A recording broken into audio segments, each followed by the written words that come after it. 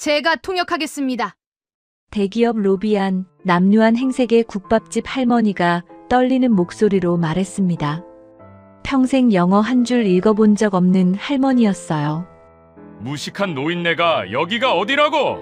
대기업 직원이 할머니를 밀치자 낡은 공책이 바닥으로 떨어졌습니다. 하지만 할머니는 물러서지 않았어요. 서툴지만 정확한 영어로 통역하자 로비 전체가 얼어붙었습니다. 그때 백만장자가 바닥에 펼쳐진 공책을 본 순간 할머니 앞에 무릎을 꿇고 오열하고 말았습니다. 도대체 그 공책이 뭐길래 백만장자는 그토록 울었을까요? 이야기 시작 전 구독과 좋아요 눌러주시고 어디에서 듣고 계신지 댓글로 남겨주시면 반갑게 인사드리겠습니다. 한겨울 새벽 어느 찜질방 형광등 불빛이 희뿌옇게 바닥을 비추고 있었습니다. 코 고는 소리, 뒤척이는 소리, 슬리퍼 끌리는 소리가 뒤섞인 낯선 공간이었어요.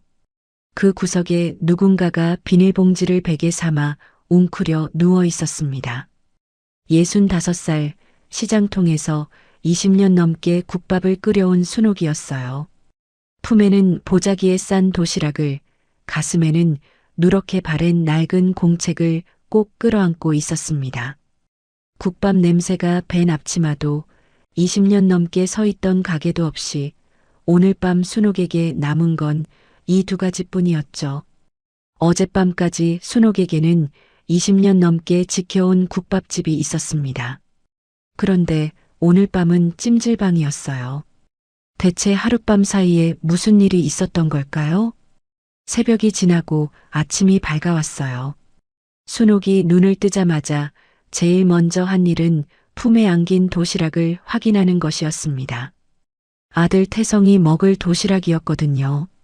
순옥의 아들 태성은 32살 대기업에서 비정규직으로 일하고 있었습니다.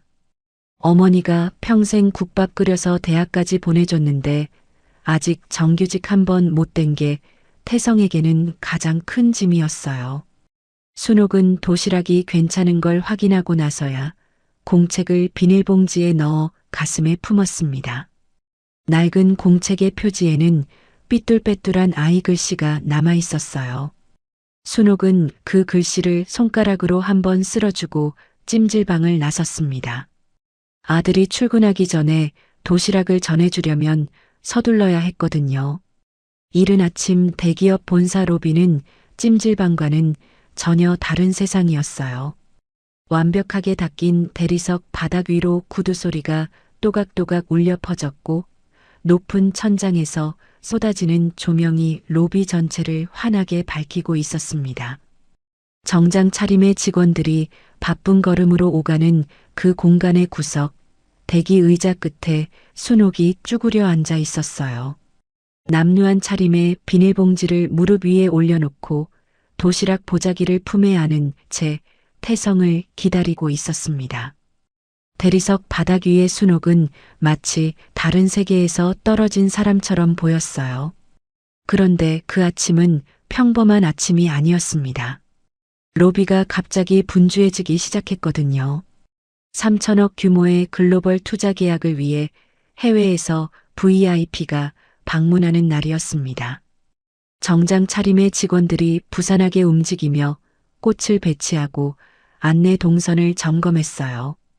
그 영접 준비의 총지휘를 맡은 사람이 최 상무였습니다. 54살, 이 계약 하나에 승진이 걸린 남자였죠. 이 계약만 성사시키면 부사장 자리가 눈앞이었습니다.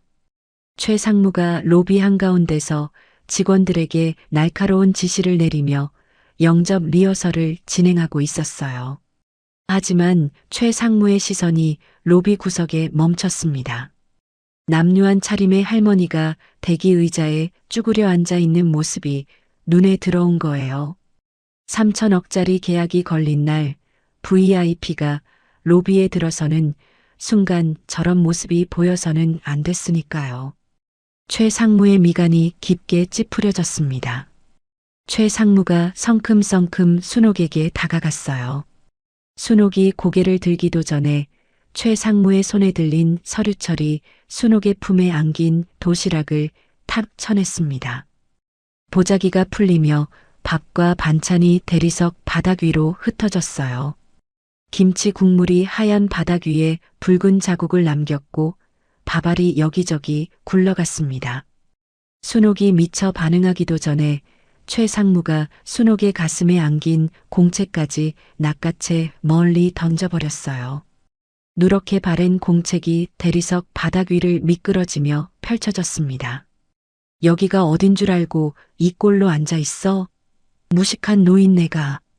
최상무의 고함이 로비에 울려 퍼졌습니다. 순옥의 얼굴이 하얗게 질렸어요.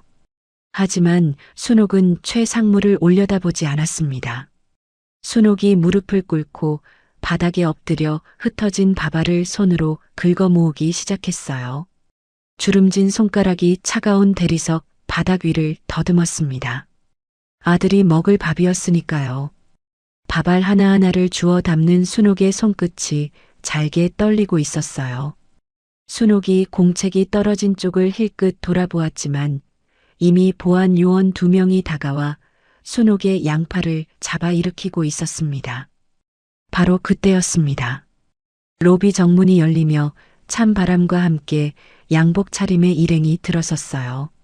마이클 회장이었습니다. 45살 글로벌 투자사의 수장인 그가 수행원들과 함께 예정보다 일찍 도착한 것이었어요. 하지만 마이클의 말을 통역해줄 통역사는 아직 오지 않았습니다. 마이클의 시선이 로비 바닥에 엎어진 밥과 반찬, 그리고 보안 요원에게 끌려나가는 순옥의 모습에 꽂혔어요.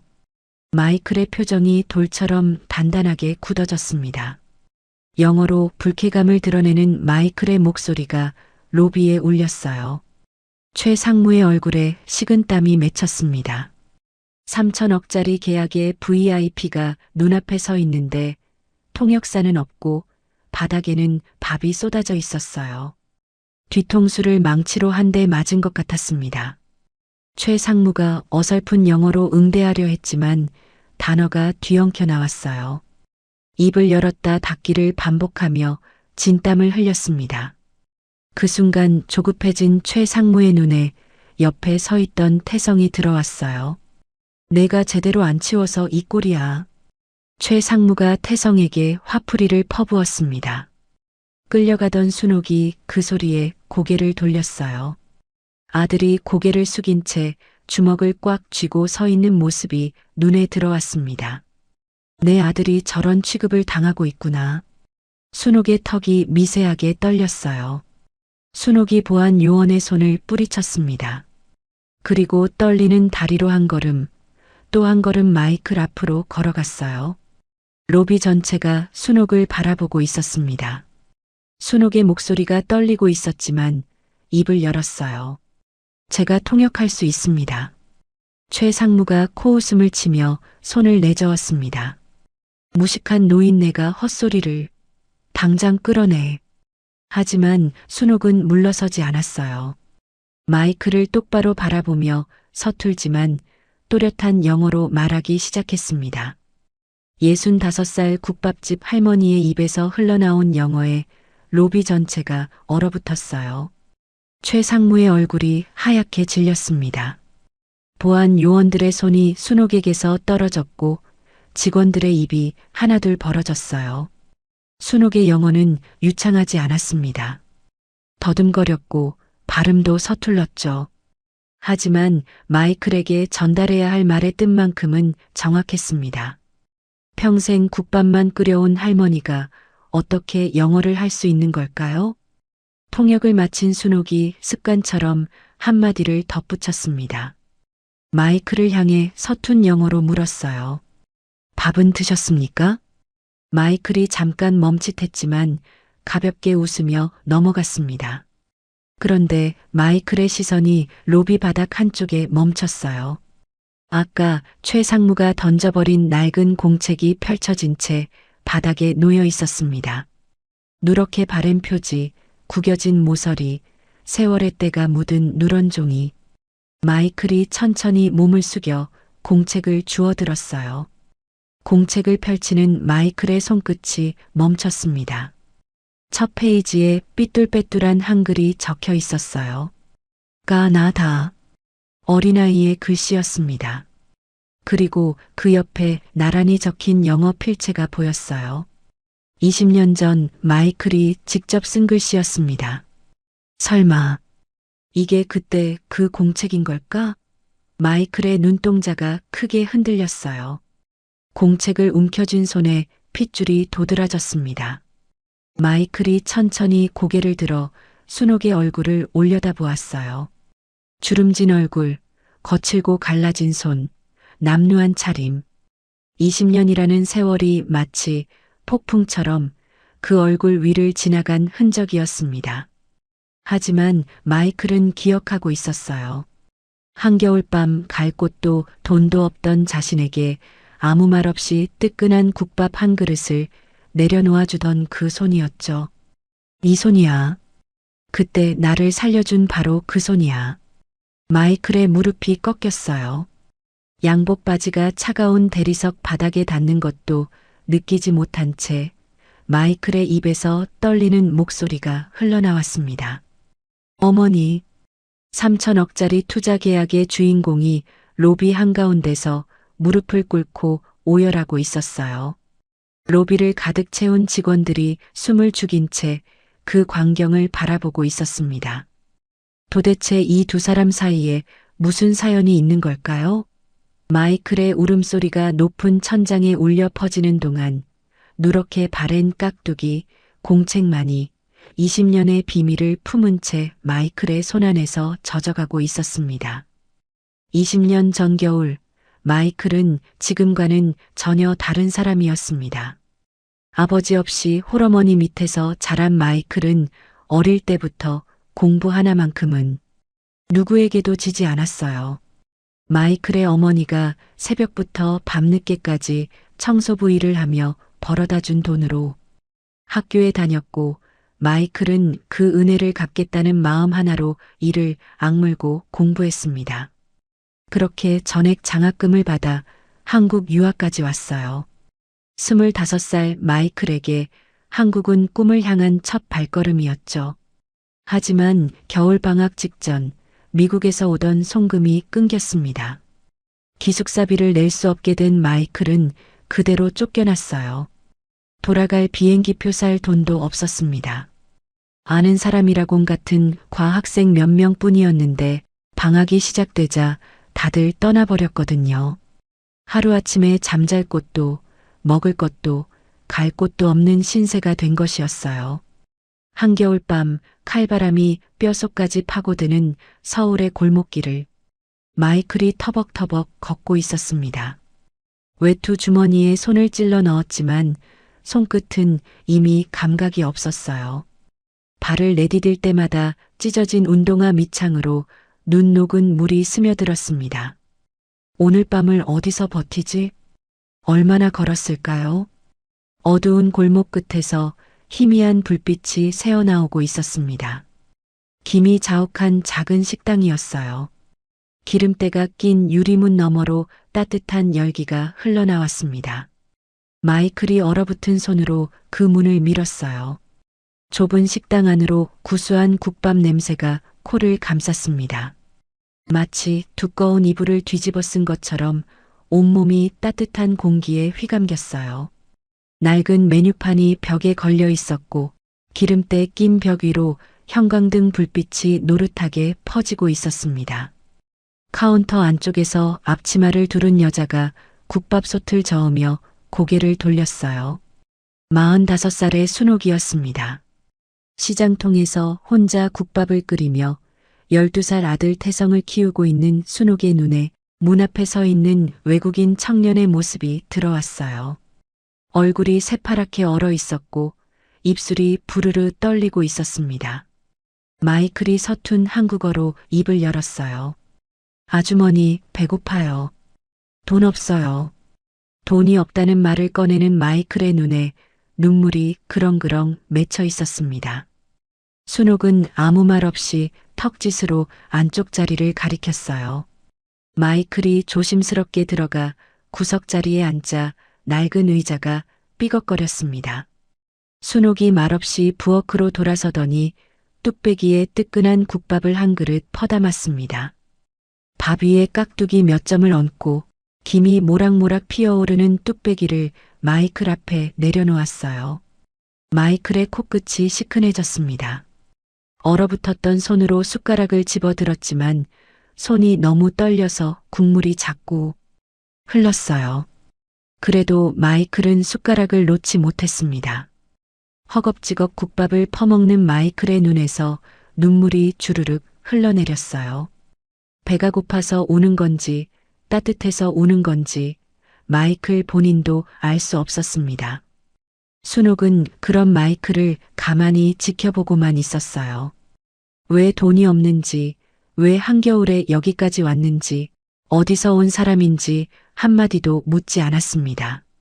그냥 국밥이 식을까봐 뚝배기 아래에 불을 한 번 더 올려놓았을 뿐이었죠. 돈도 없다는 낯선 외국인한테 왜 순옥은 아무것도 묻지 않고 밥을 내어준 걸까요? 말이 통하든 안 통하든 순옥에게는 배고픈 사람 앞에 밥 한 그릇이 먼저였으니까요. 밤이 깊어지고 마이클이 갈 곳이 없다는 걸 안 순옥이 식당 안쪽 작은 단칸방으로 마이클을 데려갔습니다. 방문을 열자 전기장판의 온기가 훅 밀려나왔어요. 좁은 방 한쪽에 이불이 깔려 있었고 12살 태성이 이미 이불 속에서 새근새근 잠들어 있었습니다. 순옥이 이불 한 채를 더 꺼내 태성 옆에 폈어요. 그리고 손짓으로 마이클에게 눕혀주었습니다. 전기장판의 따뜻한 온기가 마이클의 얼어붙은 등을 녹여주었어요. 여기가 어딘지도 모르겠지만 이 온기만은 진짜야. 태어나서 처음 만난 사람의 집에서 마이클은 마른 솜이 물을 빨아들이듯 그 온기를 온몸으로 받아들였습니다. 다음 날 아침 부엌에서 국밥 끓이는 냄새가 방 안까지 퍼져왔어요. 태성이 눈을 뜨자마자 옆에 누워있는 낯선 외국인 형아를 발견하고 눈이 휘둥그레졌습니다.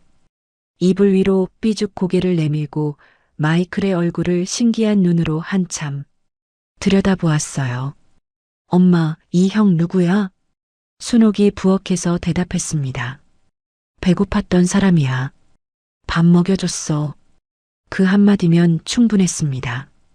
태성이 고개를 끄덕이더니 벌떡 일어나 책가방을 뒤적거렸어요.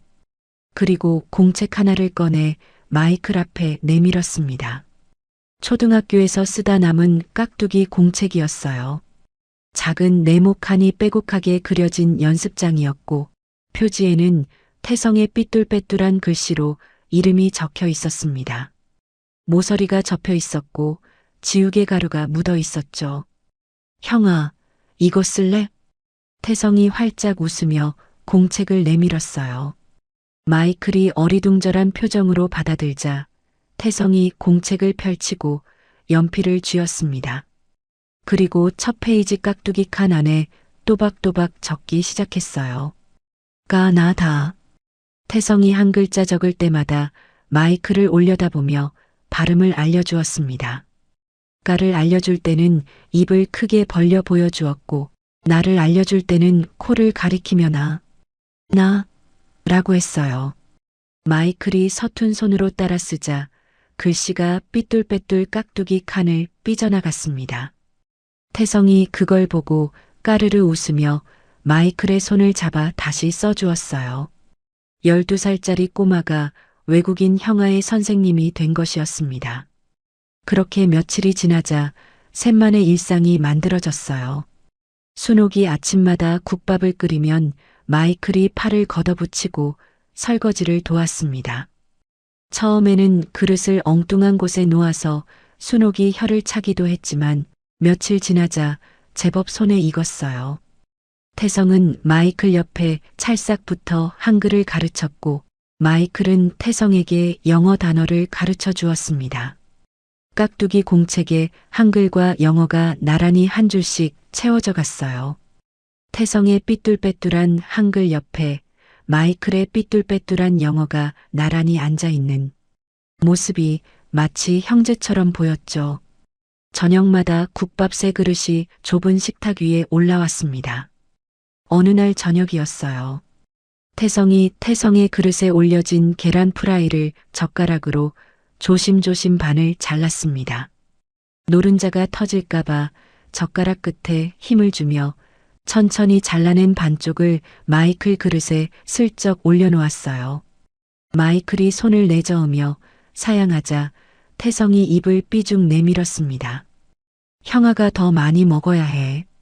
그 말투가 어찌나 어른스러운지 순옥이 뒤에서 보다가 피식 웃음이 나왔어요. 순옥의 눈이 살짝 촉촉해졌지만 순옥은 모른 척 국밥솥을 저었습니다. 12살짜리 아들이 태성의 밥에서 반을 덜어 남한테 주는 모습이 대견하면서도 마음 한쪽이 아렸거든요. 또 어떤 날은 태성이 순옥의 앞치마를 허리에 2바퀴 감고 마이클 앞에 떡 버티고 서서 엄마 말투를 그대로 흉내냈습니다. 형아, 밥 다 먹어. 남기면 안 돼.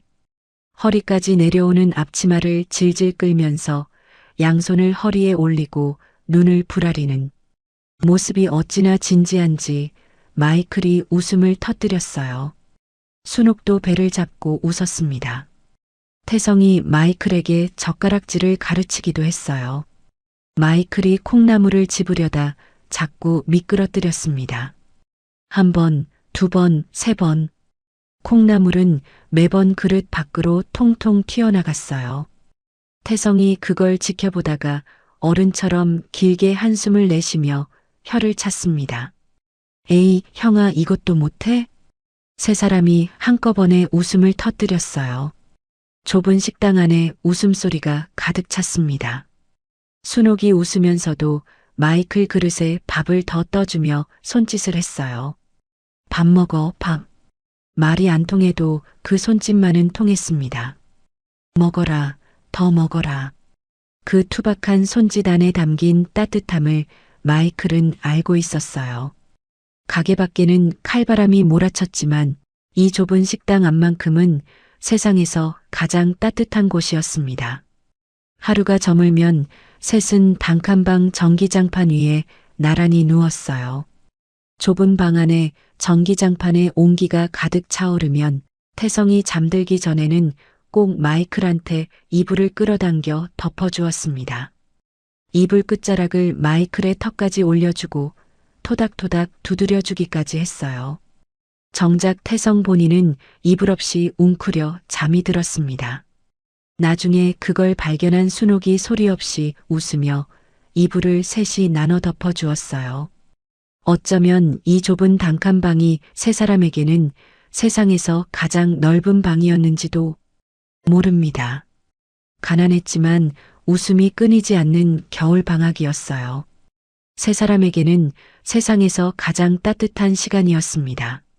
하지만 그 행복은 오래가지 못했어요. 어느 날 밤 마이클이 몰래 전화를 받고 식당 밖으로 나갔습니다. 한참이 지나도 돌아오지 않았어요. 순옥이 걱정되어 문을 열고 내다보았을 때 골목에 서 있는 마이클의 얼굴에서 웃음이 완전히 사라져 있었습니다. 전화기를 쥔 마이클의 손이 바들바들 떨리고 있었어요. 그날 밤 마이클이 받은 전화는 어머니의 병세가 급격히 악화됐다는 소식이었습니다. 골목에서 한참을 서 있다가 식당으로 돌아온 마이클의 눈이 벌겋게 부어 있었어요. 순옥이 무슨 일이냐고 물었지만 마이클은 서툰 한국어로 겨우 한마디만 꺼냈습니다. 어머니, 많이 아파요. 가야 해요. 그러니까 송금이 끊긴 것도 어머니 때문이었던 거예요. 국밥솥을 저으던 순옥의 손이 멈췄습니다. 순옥은 마이클의 얼굴을 한참 들여다보았어요. 마이클의 눈가에 아직 눈물 자국이 남아 있었습니다. 순옥은 아무 말 없이 부엌 안쪽으로 들어갔어요. 그리고 찬장 깊숙이 넣어둔 낡은 봉투를 꺼냈습니다. 순옥의 쌈짓돈이었죠. 국밥을 팔아서 1푼, 2푼 모아둔 순옥에게는 전 재산이나 다름없는 돈이었습니다. 순옥이 그 봉투를 마이클의 손에 쥐어주었어요. 하지만 마이클이 고개를 세차게 저으며 손을 뒤로 뺐죠. 안 돼요. 이거 아주머니 돈이에요. 하지만 순옥이 마이클의 손을 잡아 억지로 오므려 쥐게 했어요. 거칠고 갈라진 순옥의 손이 마이클의 손을 꽉 감쌌습니다. 마이클의 손이 순옥의 손보다 2배는 컸지만 그 손을 오므려 쥐게 하는 순옥의 힘을 마이클은 뿌리칠 수 없었어요. 가. 어머니한테 가. 순옥의 목소리는 짧고 단단했습니다. 하지만 마이클의 손을 쥐고 있는 순옥의 손끝이 미세하게 떨리고 있었어요. 마이클의 눈에서 다시 눈물이 흘러내렸습니다. 이 사람한테 어떻게 고마움을 전하지? 서툰 한국어로는 도저히 담을 수 없는 마음이 마이클의 가슴에 가득 차올랐어요. 마이클이 한국을 떠나기 전날 밤 단칸방 전기장판의 온기가 좁은 방 안을 가득 채우고 있었습니다. 태성은 마이클의 팔을 베고 이미 잠이 들어 있었고 순옥도 등을 돌린 채 고른 숨을 쉬고 있었어요. 마이클만 눈을 뜨고 천장을 바라보고 있었습니다. 마이클이 조심스럽게 몸을 일으켜 태성의 팔을 살며시 빼냈어요.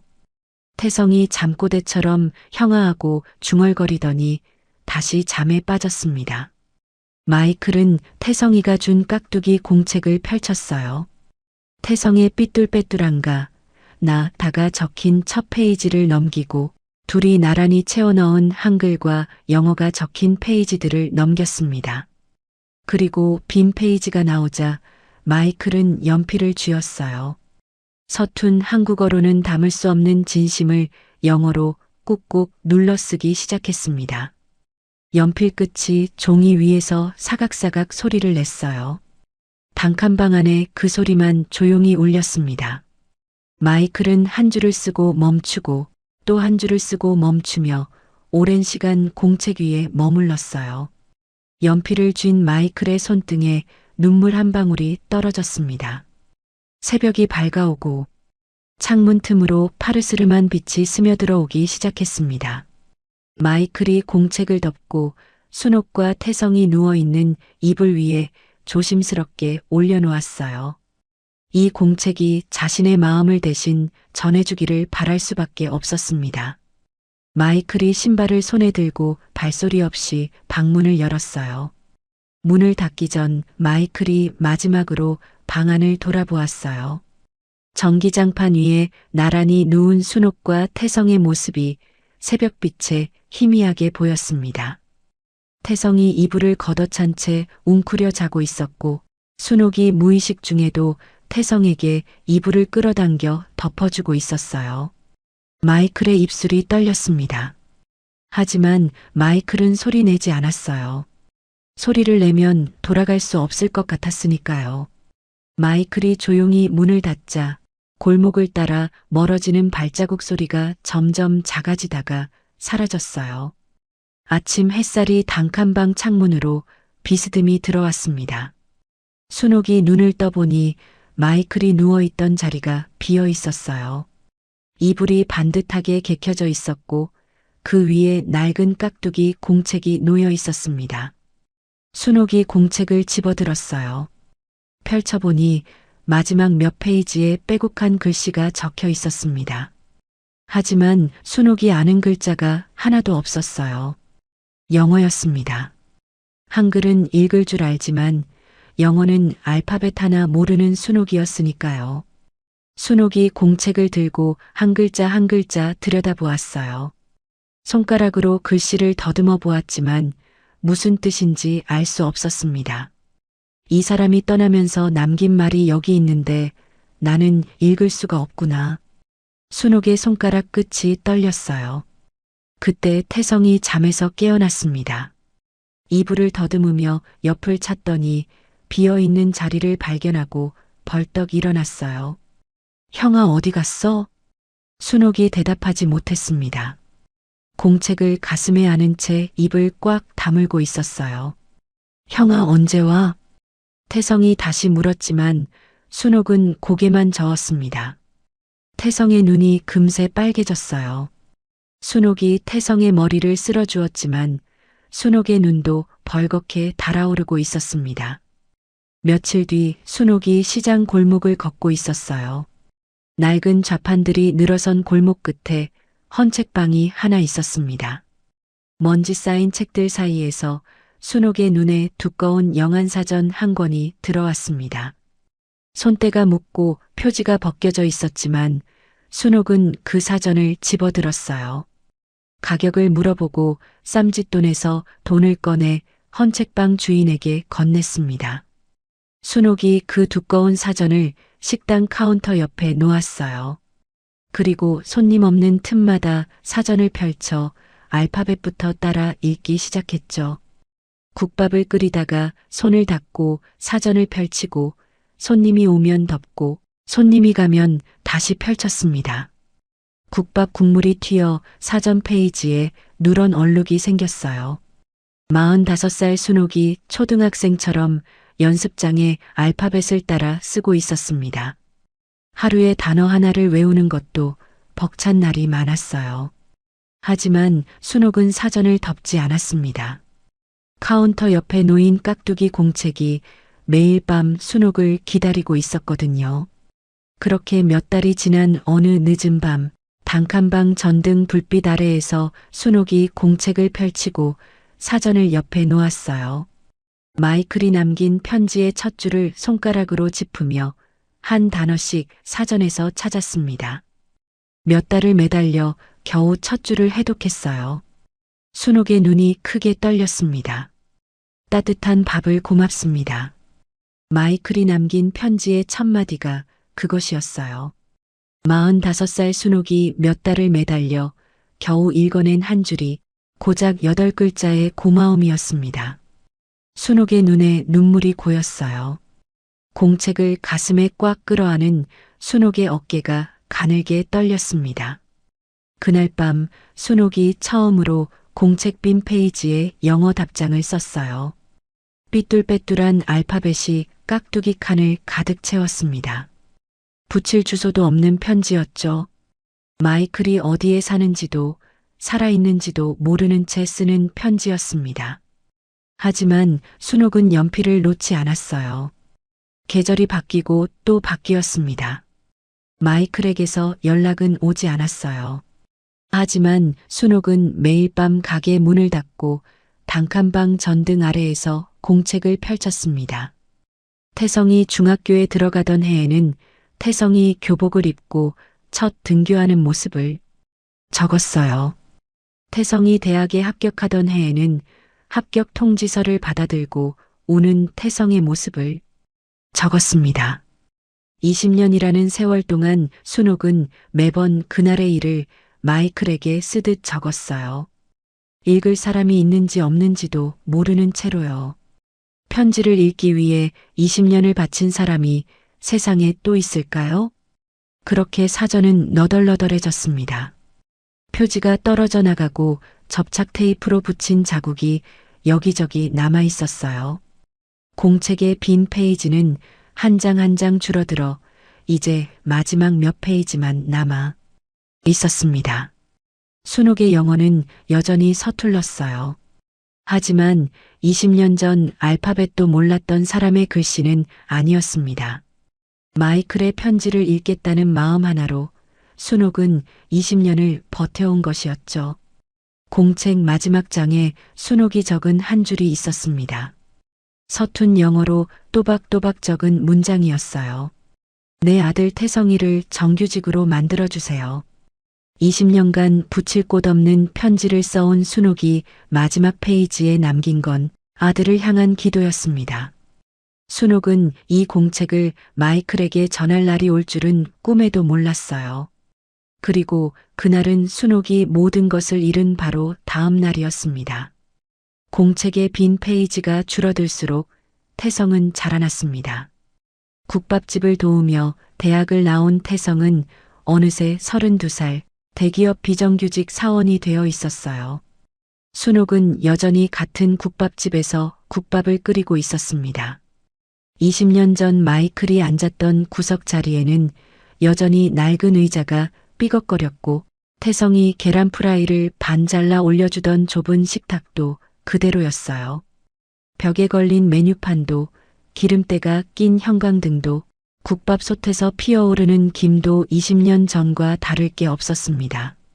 달라진 건 순옥의 허리가 조금 더 굽었다는 것, 그리고 카운터 옆에 놓인 영안사전이 너덜너덜해졌다는 것뿐이었죠. 태성은 비정규직 월급으로 고시원 월세를 내고 편의점 도시락으로 끼니를 때우고 있었어요. 어머니가 끓여주는 국밥 한 그릇이면 배도 마음도 든든할 텐데 태성은 어머니한테 짐이 되기 싫어서 고시원에서 따로 살고 있었습니다. 태성의 회사에서는 이번 달 안에 비정규직 정규직 전환 심사 결과가 나올 예정이었어요. 태성에게는 마지막 기회였습니다. 태성에게 정규직은 단순한 직장이 아니었어요. 어머니가 평생 국밥을 끓여서 대학까지 보내줬는데 태성은 졸업하고 10년이 지나도록 아직 제대로 된 효도 한 번 못했습니다. 명절에 국밥집에 들를 때마다 태성의 눈에 밟히는 것이 있었어요. 순옥의 손이었습니다. 국밥 국물에 불고 칼에 베이고 찬물에 트는 걸 20년 넘게 반복하며 갈라진 손이었어요. 손가락 마디마디에 반창고가 붙어 있었고 손등에는 기름에 데인 자국이 지워지지 않고 남아 있었습니다. 한 번은 태성이 어머니 손을 잡은 적이 있었어요. 손바닥이 나무 껍질처럼 거칠었습니다. 이 손으로 새벽부터 밤까지 국밥솥을 잡고 설거지를 하고 장사를 마치면 카운터 옆에서 영안사전을 펼쳤던 거예요. 20년을 하루도 빠짐없이요. 내가 정규직이 되면 저 손 좀 쉬게 해드릴 수 있을 텐데. 태성은 그날 고시원으로 돌아와서 한참을 천장만 바라보았습니다. 태성은 정규직이 되면 순옥을 서울로 모시겠다는 꿈을 갖고 있었어요. 국밥집 그만두시게 하고 따뜻한 방에서 편하게 쉬시게 하는 것이 태성의 유일한 목표였습니다. 아침에 눈을 뜨면 어머니가 마루에 앉아 햇볕을 쬐고 있는 모습, 저녁에 퇴근하면 어머니가 웃으며 문을 열어주는 모습. 태성은 고시원 침대에 누워 그 장면을 떠올릴 때마다 이를 악물었어요. 그 꿈 하나가 태성을 매일 아침 일어나게 만드는 힘이었거든요. 그래서 태성은 누구보다 일찍 출근하고 누구보다 늦게 퇴근했습니다. 밤새워 기획안을 쓰고 주말에도 회사에 나왔어요. 정규직 전환 심사에서 인정받으려면 남들보다 2배, 3배는 더 해야 한다는 걸 태성은 알고 있었으니까요. 어느 날 아침 태성이 밤새 작성한 기획안을 들고 최 상무의 사무실 앞에 섰어요. 어젯밤 고시원에서 새벽 3시까지 매달린 기획안이었습니다. 수정하고 또 수정해서 12번째 고친 최종본이었어요. 태성이 서류를 한 번 더 가지런히 정리하고 심호흡을 한 뒤에야 노크를 했습니다. 문을 열자 넓은 사무실이 펼쳐졌어요. 통유리창 너머로 서울 시내가 한눈에 내려다 보였고 가죽 의자와 원목 책상 위에 고급 만년필이 가지런히 놓여 있었습니다. 태성의 고시원 방 전체보다 넓은 공간이었어요. 최 상무가 가죽 의자에 기대 앉은 채 태성을 내려다보고 있었습니다. 54살, 이번 투자 유치에 승진이 걸린 남자였어요. 태성이 두 손으로 기획안을 공손히 올렸습니다. 최 상무가 서류를 받아들더니 첫 페이지를 훑어보는 척했어요. 하지만 최 상무의 눈동자는 글씨 위를 지나가고 있지 않았습니다. 읽는 신용만 하고 있었던 거예요. 몇 초 지나지 않아 최 상무가 서류를 책상 옆 쓰레기통에 던져 넣었습니다. 새벽 3시까지 고시원 책상에 앉아 12번이나 고쳐 쓴 기획안이 읽히지도 않은 채 구겨지며 쓰레기통 안으로 떨어졌어요. 그 소리가 조용한 사무실에 또렷하게 울렸습니다. 마치 태성의 밤이 통째로 구겨져 버리는 소리 같았어요. 흑수저가 기획을 해? 넌 평생 커피나 타. 최상무의 입에서 비웃음 섞인 말이 튀어나왔습니다. 태성의 주먹이 꽉 쥐어지며 손톱이 손바닥에 파고들었어요. 하지만 태성은 고개를 숙인 채 아무 말도 하지 못했습니다. 비정규직이 상무에게 대들면 정규직 전화는 그 자리에서 끝이니까요.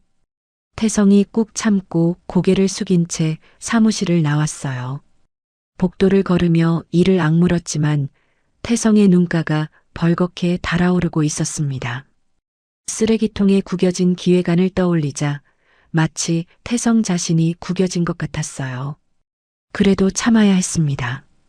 어머니의 갈라진 손을 떠올리면 이 정도는 참을 수 있었으니까요. 며칠 뒤 최상무가 태성을 따로 불렀습니다. 사무실 문을 닫고 태성을 맞은편 의자에 앉힌 뒤 최상무가 느릿느릿 서류 한 장을 태성 앞에 밀어놓았어요. 평소와 달리 최상무의 표정에 여유가 감돌고 있었습니다. 입꼬리가 살짝 올라간 그 표정이 오히려 더 불안했어요. 태성이 서류를 내려다보았습니다. 철거 동의서라는 글자가 눈에 들어왔어요. 내 어미가 재개발 구역 마지막 미동의 가구더라. 알고 있었나? 태성의 얼굴이 마치 찬물을 끼얹은 듯 굳어졌어요. 순옥의 국밥집이 재개발 구역에 있다는 건 태성도 알고 있었습니다.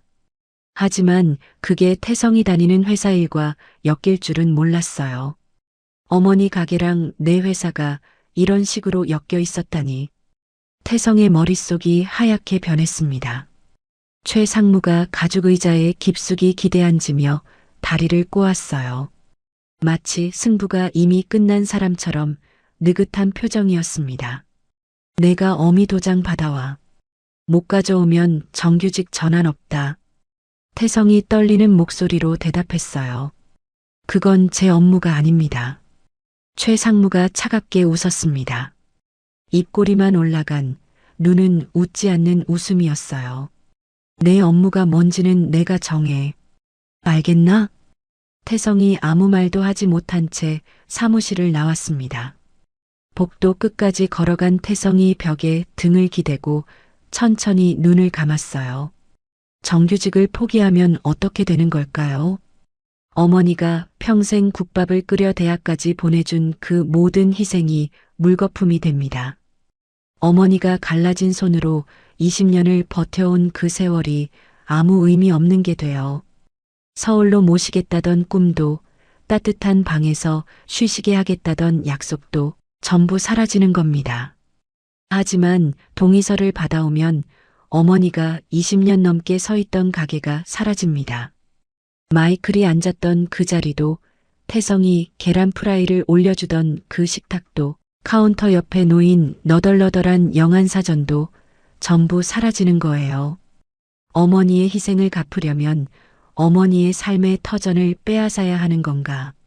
세상에 이런 선택이 어디 있을까요? 태성의 등이 벽을 타고 천천히 미끄러져 내렸어요. 복도 바닥에 주저앉은 태성의 어깨가 가늘게 떨리고 있었습니다.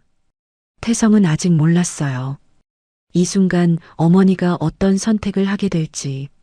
어느 날 저녁 태성이 예고 없이 국밥집에 찾아왔습니다. 평소 같으면 전화라도 한 통하고 올 텐데 그날은 아무 연락 없이 불쑥 문을 열고 들어왔어요. 손에는 소주 2병이 들려 있었습니다.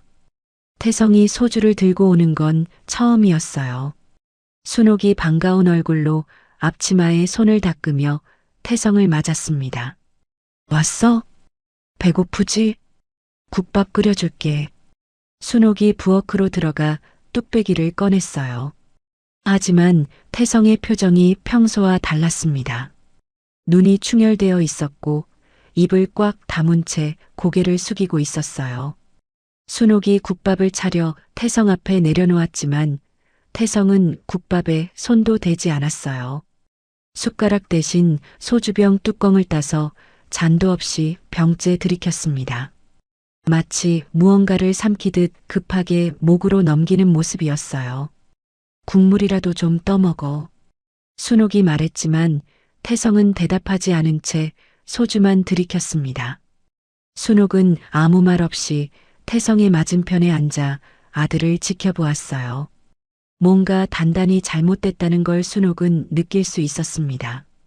국밥집을 20년 넘게 하면서 사람 얼굴 보는 눈은 생긴 순옥이었으니까요. 하지만 순옥은 먼저 묻지 않았어요. 아들이 입을 열 때까지 기다렸습니다. 국밥솥에서 피어오르는 김만이 좁은 식당 안을 천천히 채우고 있었어요. 소주 한 병이 비었습니다. 태성의 눈이 벌겋게 달아올라 있었어요. 태성이 빈 소주병을 내려놓고 한참을 말없이 국밥 그릇만 내려다보았습니다. 김이 모락모락 피어오르는 국밥 위로 태성의 그림자가 드리워져 있었어요. 순옥이 국밥을 밀어주었지만 태성의 손은 숟가락으로 가지 않았습니다. 한참의 침묵이 이어졌어요. 식당 밖에서 지나가는 오토바이 소리가 들리고 시장 골목의 웅성거리는 소리가 멀리서 들려왔습니다. 그 침묵 끝에 태성이 겨우 입을 열었어요. 엄마, 나 때문에 가게 접어야 할 수도 있어. 앞치마 끈을 만지작거리던 순옥의 손가락이 그대로 굳어버렸어요. 하지만 순옥은 표정을 바꾸지 않았습니다. 태성이 말을 이었어요. 눈물이 볼을 타고 흘러내리기 시작했습니다. 엄마 가게가 없어져야 나 정규직 될 수 있대. 상무가 동의서 안 가져오면 정규직 전환 없다고 했어. 말을 하면서 태성의 어깨가 들썩였어요. 숨이 넘어가듯 말을 하다가 울음이 터져나와 문장이 끊겼다가 겨우 다시 이었습니다. 32살 된 아들이 어머니 앞에서 어린아이처럼 울고 있었어요. 순옥은 아무 말 없이 태성의 옆으로 가서 아들의 등을 천천히 쓸어주었습니다. 투박하고 거칠지만 따뜻한 손이 태성의 등을 위아래로 오갔어요. 20년 전 어린 태성이 울 때도 중학교 때 친구한테 맞고 와서 울 때도 순옥은 항상 이렇게 등을 쓸어주었습니다. 말은 하지 않고 그냥 손으로. 이 바보야, 그런 걸 혼자 끙끙 앓고 있었어? 순옥의 목소리는 담담했어요. 마치 별일 아니라는 듯 태성의 등을 토닥이고 있었습니다. 하지만 태성의 등을 쓸어주는 순옥의 턱이 미세하게 떨리고 있었어요. 순옥은 그 떨림을 들키지 않으려고 고개를 살짝 돌렸습니다. 아들 앞에서 무너지면 안 돼. 순옥은 이를 꽉 깨물었어요. 태성이 식당 바닥에서 그대로 잠이 들었습니다. 소주에 취해 코를 골며 웅크려 자는 아들의 뺨에 눈물 자국이 마르지 않은 채 남아 있었어요. 순옥이 안쪽 방에서 이불을 가져와 태성에게 천천히 덮어주었습니다. 이불 끝자락을 태성의 턱까지 끌어올려 여며주고 나서 순옥은 자리에 앉아 잠든 아들의 얼굴을 한참 들여다보았어요. 어릴 때 마이클한테 계란 프라이를 반 잘라 올려주며 형아가 더 많이 먹어야 해라고 하던 그 얼굴이 20년이 지나 이렇게 눈물에 젖어 있었습니다. 내 새끼가 저렇게 울면서 잠들었구나. 순옥이 태성의 뺨에 남은 눈물 자국을 손가락으로 살며시 닦아주었어요. 그 손가락이 떨리고 있었습니다. 순옥이 소리 없이 단칸방 구석으로 갔어요. 이불을 뒤집어 쓰고 웅크린 채 소리 죽여 울었습니다. 이불 속에서 순옥의 어깨가 들썩이고 또 들썩였지만 방 안에는 아무 소리도 새어나오지 않았어요. 아들이 깨면 안 되니까요. 순옥은 평생 그래왔습니다. 마이클이 떠나던 날에도, 가게 월세가 밀리던 날에도, 태성이 대학 등록금을 걱정하던 날에도 순옥의 울음은 항상 아들이 잠든 뒤 이불 속에서만 터져나왔죠. 다음 날 아침 국밥 끓이는 구수한 냄새가 식당 안에 가득 퍼져 있었습니다. 태성이 눈을 떠보니 순옥이 이미 앞치마를 두르고 국밥솥 앞에 서 있었어요. 어젯밤 일이 없었던 것처럼 콧노래까지 흥얼거리고 있었습니다. 순옥이 뚝배기에 국밥을 퍼담아 태성 앞에 내밀며 웃었어요. 어서 먹어. 숙취에는 국밥이 최고야. 태성이 미안한 얼굴로 숟가락을 들었습니다. 국밥을 한 숟가락 떠먹는 태성의 눈이 다시 붉어졌지만 순옥은 모른 척 설거지를 했어요. 세상 어떤 어머니가 아들의 저런 얼굴을 보고 모른 척 할 수 있을까요? 순옥은 할 수 있었습니다. 아들 앞에서만큼은요. 태성이 출근한 뒤 순옥의 얼굴에서 웃음이 사라졌어요. 콧노래도 여유로운 동작도 전부 사라졌습니다. 순옥이 앞치마를 벗고 카운터 서랍 안쪽 깊숙이 넣어둔 도장을 꺼내 주머니에 넣었어요. 도장을 쥔 순옥의 손에 힘이 들어갔습니다. 구청 창구에 앉은 순옥의 앞에 철거 동의서가 놓여 있었어요. 종이 한 장이었지만 그 종이 한 장에 20년이 걸려 있었습니다. 창구 너머로 직원들이 오가는 소리가 멀게 들렸어요. 순옥이 도장을 동의서 위에 올려놓았지만 손이 멈칫했습니다. 이 도장을 찍으면 20년 넘게 지켜온 가게가 사라져. 마이클이 앉았던 그 자리도, 태성이 계란 프라이를 올려주던 그 식탁도, 밤마다 영안사전을 펼치던 그 카운터도. 하지만 안 찍으면 내 아들이. 순옥이 눈을 꽉 감았어요. 그리고 도장을 꾹 눌러 찍었습니다. 도장을 내려놓은 순옥의 손가락에 힘이 풀렸어요. 구청을 나온 순옥이 태성에게 전화를 걸었습니다. 걱정 마라, 엄마가 알아서 할게. 그 한마디만 하고 전화를 끊었어요. 태성이 엄마 무슨 소리야? 라고 되물었지만 이미 전화는 끊겨 있었습니다. 최 상무가 순옥의 동의서를 받아들었어요. 한 달이라는 기한이 있었지만 최 상무는 기다리지 않았습니다. 마이클이 한국에 오기 전날 최 상무가 시행사에 전화를 걸었어요. 내일 바로 처리해. 다음 날 낮 용역 인력들이 국밥집에 들이닥쳤습니다. 문을 벌컥 열고 들어온 남자들이 순옥에게 오늘 안에 짐을 빼라고 통보했어요. 순옥은 아무 말도 하지 않았습니다. 국밥 솥불을 끄고 앞치마를 벗어 카운터 위에 올려놓았어요. 마지막으로 솥 안에서 올라오는 국밥 냄새를 맡으며 순옥이 급하게 챙긴 것은 딱 2가지였습니다. 카운터 옆에 놓인 너덜너덜한 깍두기 공책과 내일 태성에게 가져다 줄 도시락이었죠. 20년치 살림 중에 순옥이 품에 안은 건 그 2가지뿐이었죠. 국밥집 문에 봉쇄 딱지가 붙었어요. 마이클이 앉았던 그 자리도, 태성이 계란 프라이를 올려주던 그 식탁도, 순옥이 밤마다 영안사전을 펼치던 그 카운터도 봉쇄 딱지 뒤에 갇혀버렸습니다. 가게 앞에 서 있던 순옥이 도시락 보자기와 공책이 든 비닐봉지를 가슴에 꼭 끌어안았어요. 갈 곳이 없었습니다. 하지만 태성에게 전화할 수는 없었어요. 아들한테만큼은 짐이 되고 싶지 않았으니까요. 동네 찜질방에 들어간 순옥이 구석에 자리를 잡았습니다. 찜질방 안은 눅눅한 열기와 땀 냄새가 뒤섞여 있었고 천장 환풍기가 웅웅거리는 소리만 낮게 울리고 있었어요.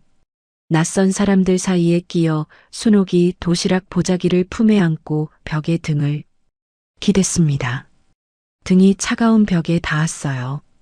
20년 넘게 따뜻한 국밥솥 옆에 서 있던 순옥의 등이 오늘 밤은 찜질방 차가운 벽에 기대어 있었습니다. 순옥이 비닐봉지에서 공책을 꺼내 천천히 넘겼어요.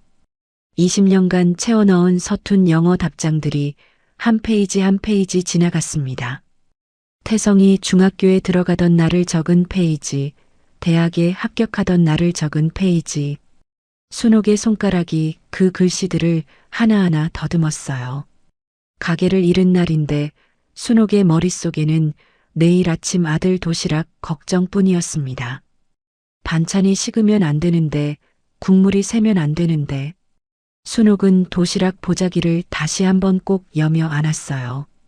찜질방 형광등이 꺼지고 켜지기를 반복하는 사이 새벽이 밝아왔습니다. 순옥이 눈을 떠 도시락을 품에 안고 공책을 비닐봉지에 넣어 가슴에 품은 채 찜질방을 나섰어요. 새벽 공기가 차갑게 볼을 스쳤습니다. 순옥이 아들 회사 로비를 향해 걸었어요. 평소처럼 아무 일도 없었다는 듯이 순옥은 오늘이 어떤 날이 될지 알지 못했습니다. 순옥이 로비 앞에 도착했을 때 아직 해가 뜨지 않았어요. 정문이 열리기를 기다리며 건물 앞 벤치에 앉아 도시락 보자기를 다시 한번 여몄습니다. 직원들이 하나둘 출근하기 시작할 무렵에야 순옥이 로비 안으로 들어갔어요. 대리석 바닥 위로 구두 소리가 울려 퍼지고 있었고 높은 천장에서 내려오는 에어컨 바람이 서늘하게 흘러내리고 있었어요. 순옥은 식어가는 도시락을 품에 안은 채 로비 구석 의자에 앉아 있었습니다. 찜질방에서 밤을 샌 주름투성이의 65살 할머니가 양복 차림의 사람들 사이에 앉아 있는 모습은 이 서늘한 공간과는 도무지 어울리지 않았죠. 그리고 그 로비에서 모든 것이 터졌습니다. 도시락이 엎어지고 공책이 던져지고 순옥의 입에서 서툰 영어가 흘러나온 뒤 마이클이 대리석 바닥에 무릎을 꿇었어요. 로비 전체가 얼어붙었습니다. 3천억 투자 계약의 상대인 마이클 회장이 아까 자신이 쫓아내려던 할머니 앞에서 무릎을 꿇고 울고 있었습니다. 최 상무의 손이 넥타이 매듭으로 올라갔어요. 매듭을 잡아당기고 풀고 다시 조이기를 반복했습니다. 이 계약이 날아가면 승진도 끝이었거든요. 하지만 최 상무는 금세 계산을 끝냈어요. VIP가 저 할머니한테 저러면 저 할머니가 곧 무기가 되는 거였습니다. 최 상무의 입꼬리가 올라갔어요.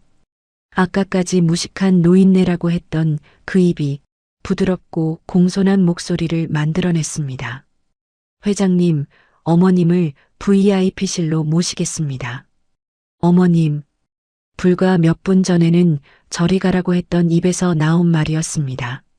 최 상무가 허리를 깊이 숙이며 순옥에게 손을 내밀었어요. 반들반들하게 관리된 손이었습니다. 하지만 순옥은 그 손을 잡지 않았어요. 순옥의 눈이 천천히 올라가 최 상무의 얼굴에 멈췄습니다.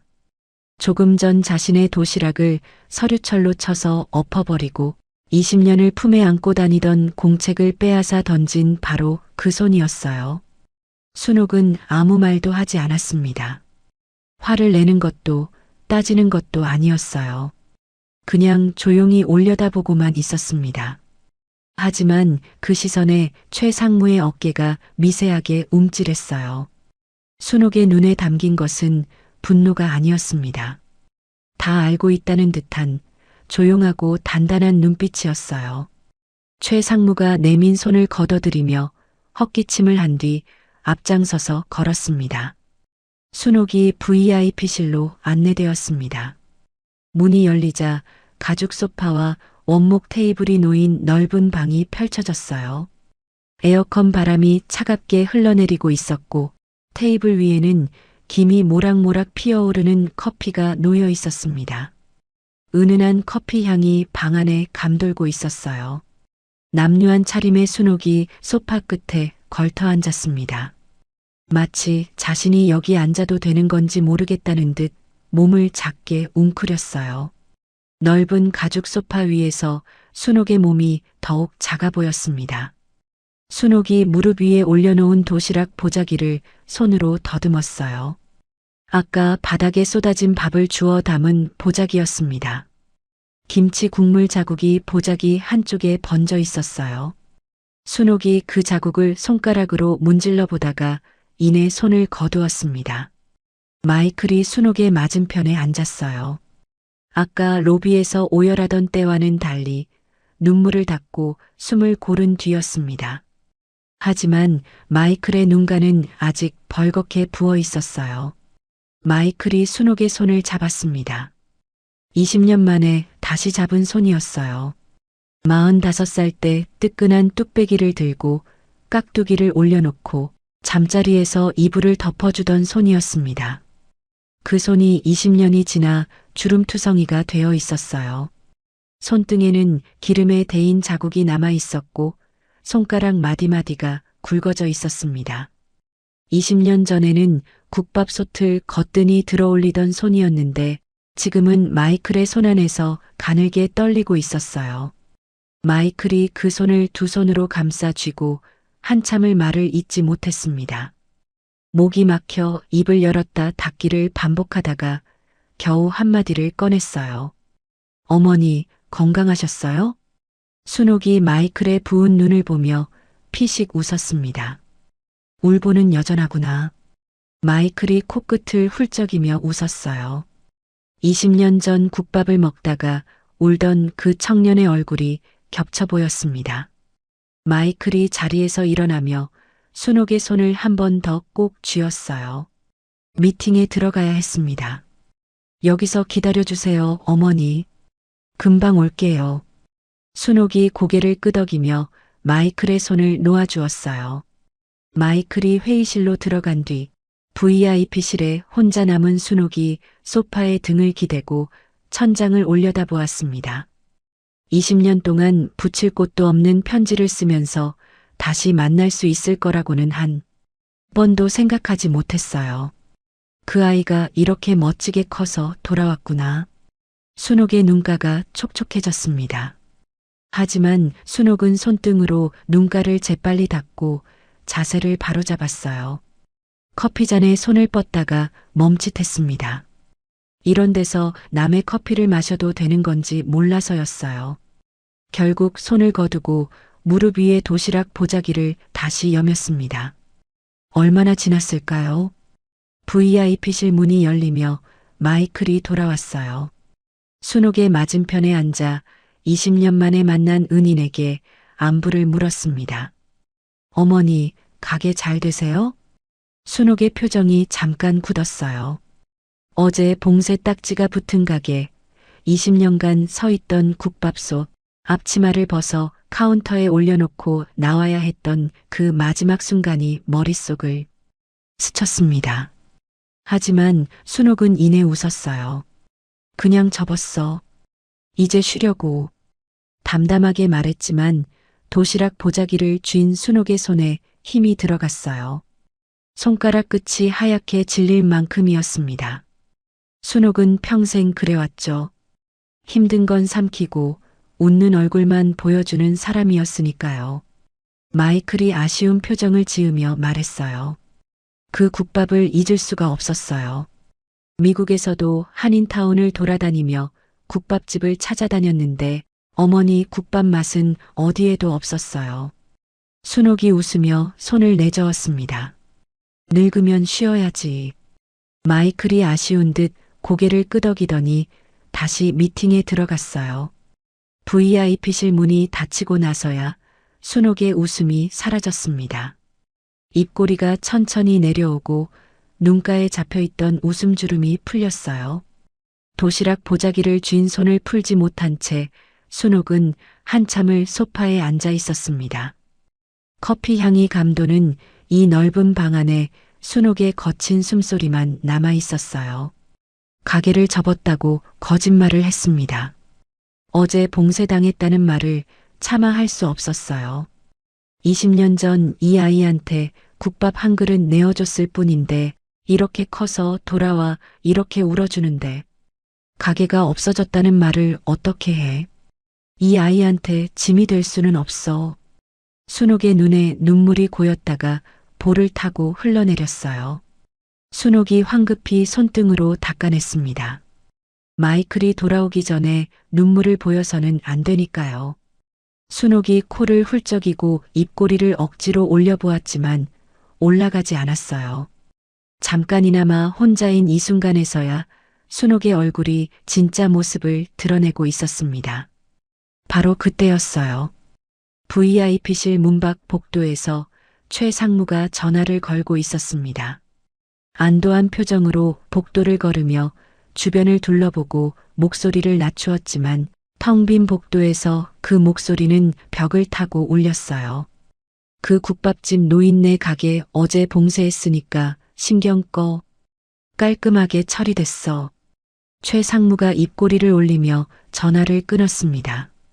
승진이 코앞이라는 확신에 찬 표정이었어요. 하지만 최 상무는 몰랐습니다. 복도 반대편 모퉁이에서 마이클의 수행원이 서 있었다는 것을요. 수행원의 발걸음이 멈춰 있었어요. 최 상무의 통화 내용이 수행원의 귀에 한 글자도 빠짐없이 들어갔습니다. 아까 VIP실에서 마이클이 그토록 애틋하게 손을 잡고 있던 그 할머니의 가게를 이 회사의 임원이 봉쇄했다는 뜻이었어요. 수행원의 표정이 돌처럼 굳어졌습니다. 도대체 최 상무가 무슨 짓을 한 걸까요? 미팅이 끝난 뒤 복도에서 수행원이 마이클에게 다가갔습니다. 수행원이 낮은 목소리로 아까 복도에서 들은 내용을 보고했어요.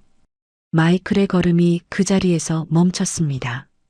숨을 들이쉬다 만 것처럼 가슴이 한번 크게 부풀었다가 천천히 내려앉았어요. 순옥이 접었다고 한 게 거짓말이었다는 것, 가게를 봉쇄한 게 이 회사의 임원이라는 것을 마이클은 동시에 알게 되었습니다. 마이클의 주먹이 꽉 쥐어지며 손등에 핏줄이 도드라졌습니다. 아까 순옥의 얼굴이 떠올랐어요. 가게 잘 되냐고 물었을 때 웃으며 고개를 저었던 그 얼굴이요. 그 웃음 뒤에 모든 것을 잃은 사람의 얼굴이 숨어 있었던 거였습니다. 가게를 봉쇄당하고도 은인한테 차마 말을 못하고 괜찮은 척 웃어 보였던 거예요. 20년 전에도 그랬어. 아무것도 없으면서 아무렇지 않은 척 밥을 내어주던 사람이었어. 그런 사람의 가게를 이 회사의 임원이 무너뜨렸습니다. 마이클의 턱에 힘이 들어가며 이가 꽉 맞물렸어요. 20년 전 따뜻했던 그 눈이 지금은 얼음보다 차가워져 있었습니다. 마이클이 VIP실 문을 열고 들어왔습니다. 소파에 앉아있던 순옥이 고개를 들었어요. 마이클의 표정이 아까와는 완전히 달라져 있었습니다. 미팅 중간에 웃으며 돌아오던 그 얼굴이 아니었어요. 입을 꽉 다문 채 턱에 힘이 잔뜩 들어가 있었고 눈빛이 차갑게 가라앉아 있었습니다. 마이클이 순옥 앞에 무릎을 꿇고 순옥의 손을 잡았어요. 순옥이 놀라서 마이클의 얼굴을 들여다보았지만 마이클은 대답하지 않았습니다. 대신 순옥의 손을 꼭 쥔 채 낮은 목소리로 한마디만 했어요. 어머니, 저와 함께 가주세요. 순옥이 어리둥절한 표정으로 일어섰습니다. 마이클이 한 손에 테이블 위에 낡은 공책을 집어들고 다른 손으로 순옥의 손을 잡은 채 VIP실을 나섰어요. 복도를 걷는 마이클의 발걸음이 크고 빨랐습니다. 순옥이 따라가려고 종종 걸음을 치고 있었지만 마이클은 순옥의 손을 놓지 않았어요. 복도를 지나는 직원들이 두 사람을 보고 멈칫했지만 마이클은 아무도 쳐다보지 않았습니다. 양복 차림의 남자가 남루한 차림의 할머니 손을 잡고 걸어가는 모습이 복도 위에 긴 그림자를 드리웠어요. 마이클의 손에 쥐어진 누렇게 바랜 공책이 형광등 불빛 아래서 유독 낡아 보였죠. 대회의실 앞이었어요. 복도를 오가던 직원들의 발소리도 형광등이 윙거리는 소리도 마이클의 귀에는 들어오지 않았습니다. 공책을 쥔 손에 힘이 들어가 손마디가 하얗게 변해 있었어요. 마이클이 문손잡이를 잡았습니다. 문이 열리자 형광등 불빛이 쏟아졌어요. 기다란 원목 테이블이 대회의실 한가운데를 가로지르고 있었고 양쪽에 앉은 임원들의 양복 어깨 위로 서류 넘기는 바스락 소리만 낮게 깔려 있었습니다. 테이블 가운데에는 계약 서류 뭉치가 가지런히 놓여 있었어요. 최 상무가 상석 가까이에 앉아 펜을 돌리고 있었습니다. 마이클이 들어오자 최 상무가 자리에서 일어나며 화난 표정을 지었어요. 하지만 마이클의 굳은 표정과 그 옆에 서 있는 남루한 차림의 순옥을 보는 순간 최 상무의 웃음이 멈칫하며 얼어붙었습니다. 마이클이 손에 들고 있던 낡은 공책을 테이블 위에 내려놓았습니다. 쾅! 누렇게 바랜 공책이 계약 서류 옆에 놓이자 조용하던 대회의실에 그 소리가 또렷하게 울렸어요. 임원들의 시선이 일제히 공책으로 쏠렸습니다. 마이클이 최상무를 정면으로 바라보며 영어로 말하기 시작했어요. 차갑고 또렷한 목소리였습니다. 순옥이 마이클의 옆에 서서 그 말을 한국어로 옮겼어요. 마이클이 한 문장을 끊으면 순옥이 떨리는 목소리로 이어가는 둘만의 호흡이었습니다. 이 공책의 주인은 20년 전 제 목숨을 살려준 은인이에요. 그 은인의 가게를 당신이 봉쇄했어요. 대회의실 안이 순식간에 조용해졌습니다. 마이클의 말이 통역되는 동안 임원들의 표정이 하나둘 굳어갔어요. 은인의 가게를 봉쇄했다는 말이 테이블 위의 서류 뭉치보다 무겁게 내려앉은 거였습니다. 최상무의 미간에 깊은 주름이 잡혔어요. 하지만 잠깐이었습니다. 최상무가 주름을 펴고 자리에서 일어났어요. 두 손을 앞으로 가지런히 모으며 차분한 목소리를 만들어냈습니다. 수십 년 동안 윗사람 앞에서 갈고 닦은 솜씨였죠. 회장님, 뭔가 크게 오해하고 계십니다. 저는 저 노인네가 누군지도 모릅니다. 재개발은 시공사와 구청에서 진행한 겁니다. 노인네. 아까 로비에서 순옥에게 했던 그 말이 또 나왔어요. 공손한 목소리를 만들어 놓고도 입버릇은 숨기지 못한 거였습니다. 마이클의 눈이 더 차가워졌어요. 마이클이 천천히 뒤를 돌아보았습니다. 증거를 꺼낼 차례였어요. 대회의실 뒤쪽에 서 있던 수행원이 마이클의 눈짓을 받고 앞으로 나왔습니다. 수행원이 임원들을 향해 또렷한 목소리로 말했어요. 최 상무님이 복도에서 통화하시는 걸 직접 들었습니다. 국밥집 노인네 가게 어제 봉쇄했으니까 신경 꺼라고 말씀하셨습니다. 최 상무의 얼굴에서 여유가 걷히며 눈꺼풀이 빠르게 떨리기 시작했어요. 수행원의 증언이 나오리라고는 예상하지 못했던 거였습니다. 입꼬리가 실룩거리며 임원들의 시선이 일제히 최 상무에게로 쏠렸어요. 최 상무가 넥타이를 잡아당기며 입을 열었습니다. 아까보다 한 톤 높아진 다급함이 묻어나는 목소리였어요. 아니, 이건 오해입니다. 저 할머니가 제 발로 구청에 찾아가서 동의서에 도장까지 찍었습니다. 도장 찍어놓고 이제 와서 왜 저한테 이러시는 겁니까? 순옥의 어깨가 움찔하며 한쪽으로 움츠러들었어요. 도장을 찍은 건 사실이었으니까요. 아들의 정규직을 위해 순옥이 스스로 찾아가서 찍은 도장이었습니다. 최 상무가 노린 게 바로 이것이었거든요. 순옥이 도장을 찍었다는 사실 하나로 모든 책임을 순옥에게 돌려버리려는 수작이었습니다. 하지만 순옥은 입을 꽉 다문 채 고개를 숙이지 않았어요. 순옥의 시선이 테이블 위에 놓인 공책을 향해 있었습니다. 20년을 채워 넣은 그 공책이 순옥의 등을 곧게 세워주고 있었어요. 순옥이 마이클의 말을 옮겼어요. 아까보다 목소리가 한결 단단해져 있었습니다. 한 달이라는 기한을 무시하고 하루 만에 봉쇄한 게 정상적인 절차예요? 최 상무의 표정이 일그러졌습니다. 입꼬리가 실룩거리며 한쪽 눈이 가늘어졌어요. 손가락이 테이블 위를 바쁘게 두드리고 있었습니다. 처음에는 모르쇠로 버텼고 그 다음엔 순옥 탓을 했는데 둘 다 먹히지 않았습니다. 최 상무의 눈에 핏발이 서기 시작했어요. 넥타이 매듭 아래로 목이 벌겋게 달아오르고 있었습니다.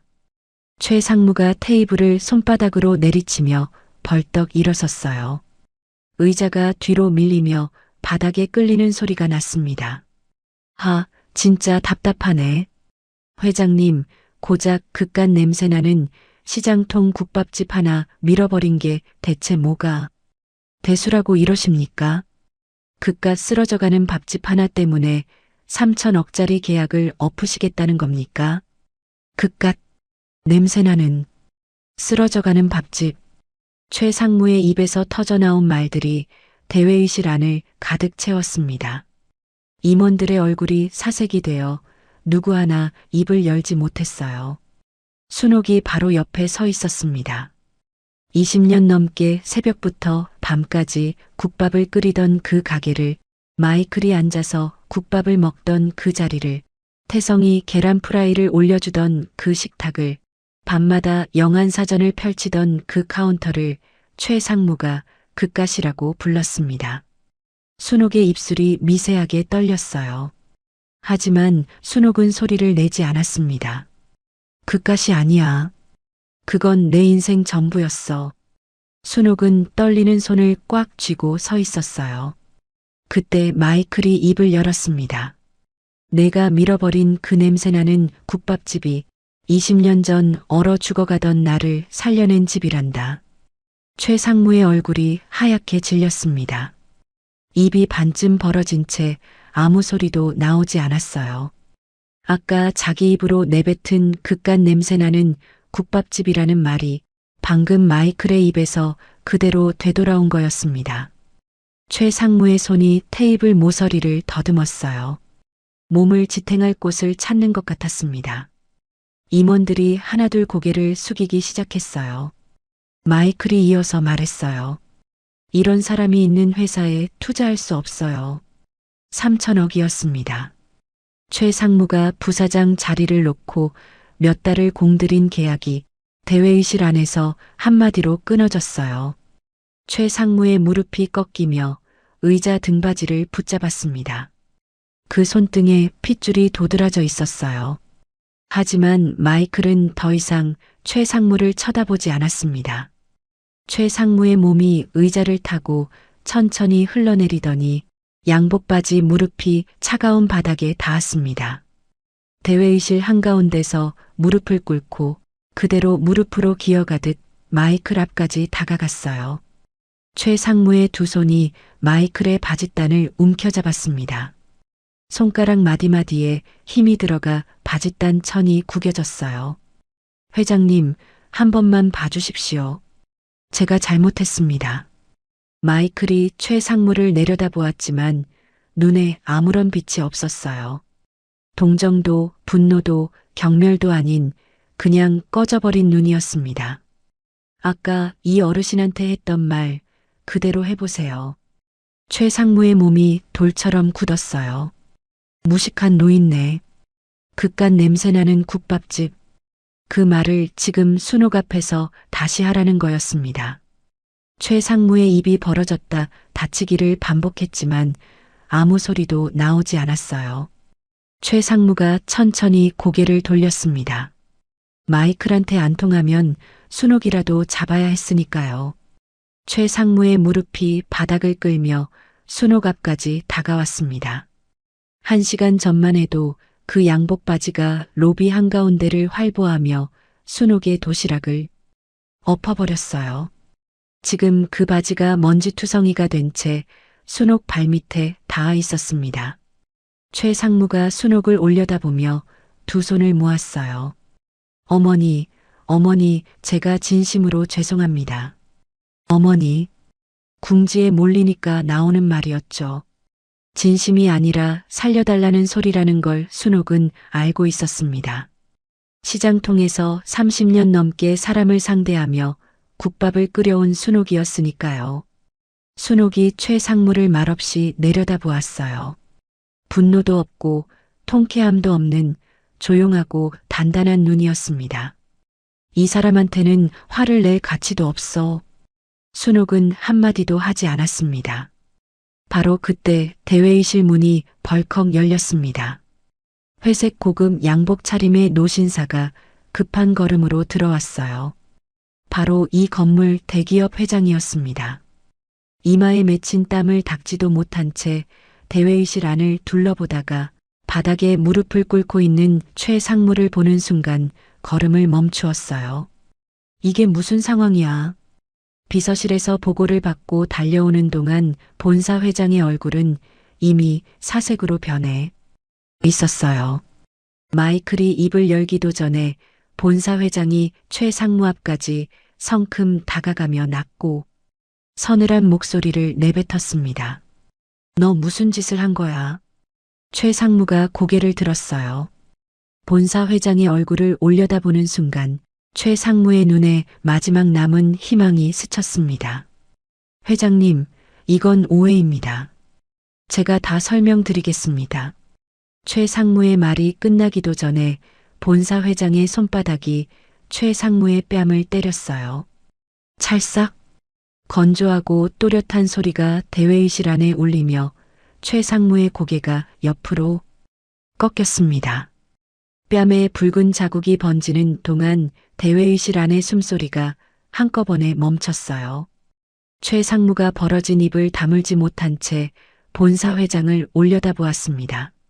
30년 회사 생활에서 한 번도 맞아본 적 없는 뺨이었어요. 3천억짜리 계약을 내가 몇 달을 공들였는지 알아? 그걸 내 놈이 국밥집 할머니 가게 하나 밀어버리겠다고 날려먹은 거야? 본사 회장의 목소리가 떨리고 있었습니다. 분노와 허탈함이 뒤섞인 목소리였죠. 최 상무가 뺨을 감싸준 채 입을 열려 했지만 본사 회장이 먼저 돌아섰어요. 그리곤 마이크를 향해 허리를 깊이 숙였습니다. 회장님, 진심으로 사죄드립니다. 마이클이 낮고 단단한 목소리로 말했습니다. 사죄는 말로 하는 게 아닙니다. 대회의실 안이 얼어붙었습니다. 본사 회장이 천천히 허리를 펴고 마이클의 눈을 마주 보았습니다. 마이클이 낮고 단단한 목소리로 이어서 말했어요. 최 상무의 직급, 사내 모든 권한, 계정을 오늘부로 봉쇄해 주세요. 그걸 확인한 뒤에 계약을 다시 논의하겠습니다. 봉쇄. 어제 최 상무가 순옥의 가게에 했던 바로 그 단어였어요. 임원들 사이에서 숨소리가 멈췄습니다. 본사 회장이 최 상무를 돌아보았어요. 바닥에 무릎을 꿇고 뺨을 감싸준 채 올려다보고 있는 최 상무를 내려다보며 입을 열었습니다. 너 오늘부로 해고야. 해고. 최 상무의 얼굴에서 핏기가 빠져나갔어요. 입술이 파르르 떨렸지만 아무 소리도 나오지 않았습니다.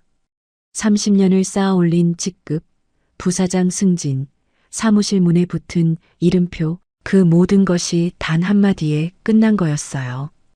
본사 회장이 보안 요원 쪽으로 고개를 돌리며 말했습니다. 보안팀, 이 사람 끌어내. 보안 요원 2명이 최 상무의 양팔을 잡아 일으켰습니다.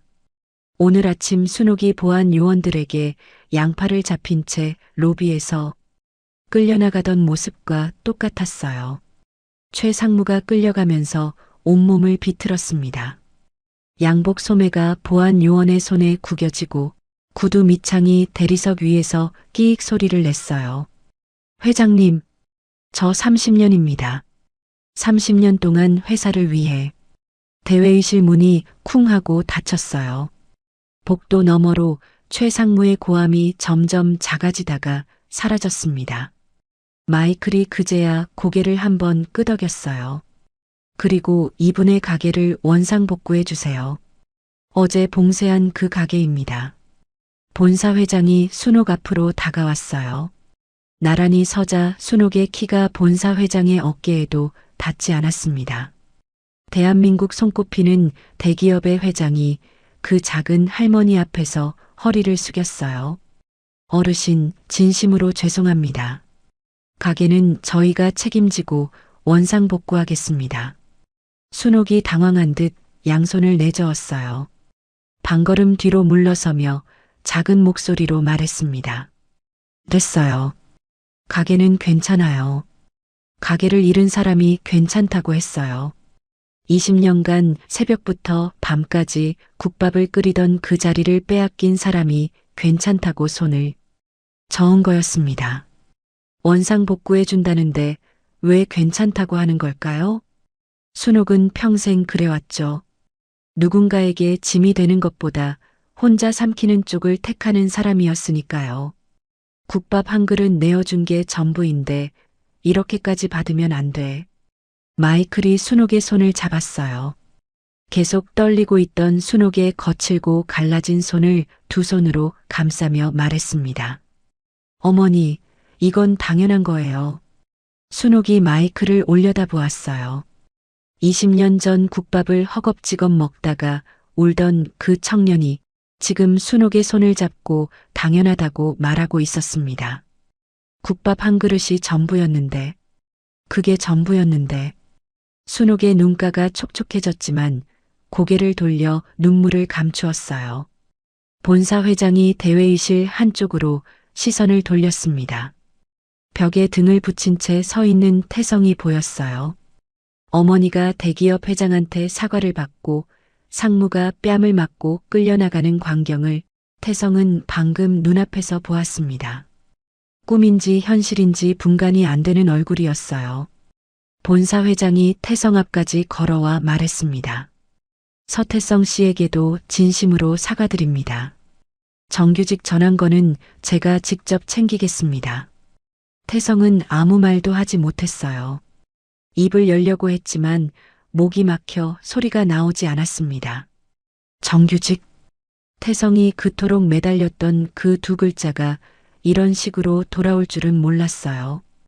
고개만 꾸벅 숙이는 것이 태성이 할 수 있는 전부였습니다.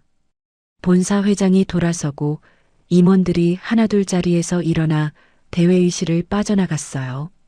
구두 소리와 서류 챙기는 바스락 소리만 남긴 채 대회의실이 조용히 비워져 갔습니다. 대회의실에 순옥, 마이클, 태성 세 사람만 남았어요. 넓은 테이블 위에 계약 서류 뭉치가 그대로 놓여 있었고 그 옆에 낡은 공책이 나란히 놓여 있었습니다. 수천억짜리 서류와 누렇게 바랜 깍두기 공책이 같은 테이블 위에 있는 모습이 오늘 이 대회의실에서 벌어진 모든 일을 말해주고 있었어요. 태성이 천천히 테이블 쪽으로 걸어갔습니다. 태성의 시선이 계약 서류 옆에 놓인 낡은 공책에 꽂혔어요.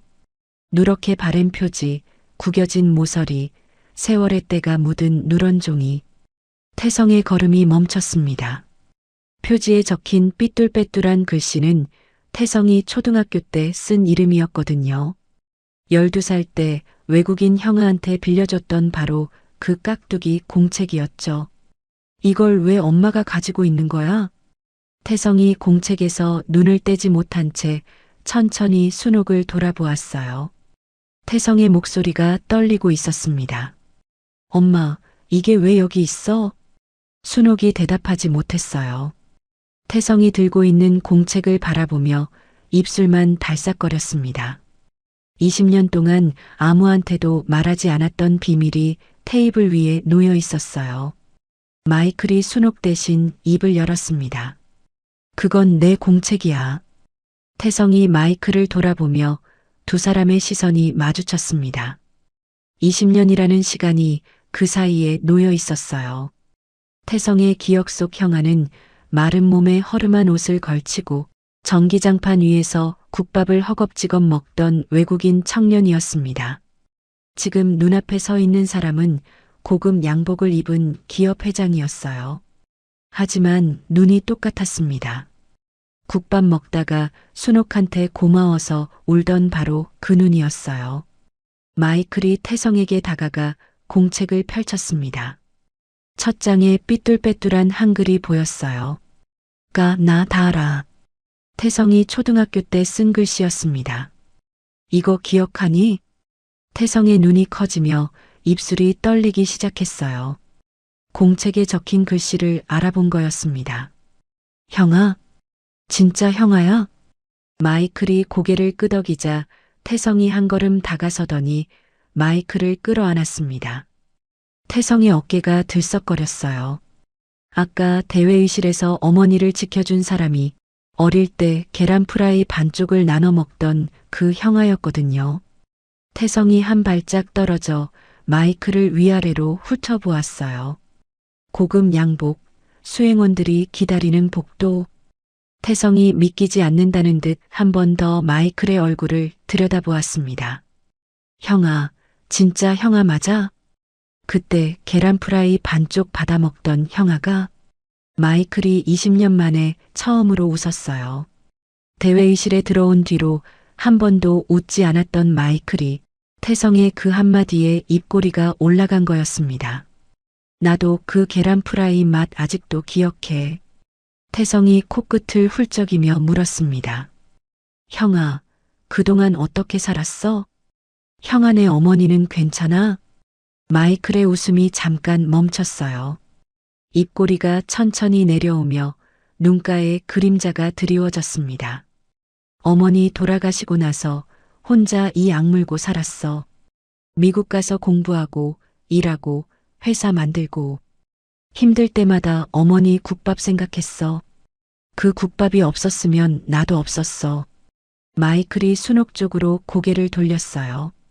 순옥이 두 사람을 번갈아 보며 입꼬리를 올리고 있었지만 눈가는 이미 젖어 있었습니다. 내 국밥이 이 아이를 살렸구나. 마이클이 순옥 앞에 무릎을 꿇고 순옥의 거칠고 갈라진 손을 두 손으로 감싸 쥐었어요. 20년 전 매일 밤 뜨끈한 국밥 뚝배기를 들어 올리던 손이었어요.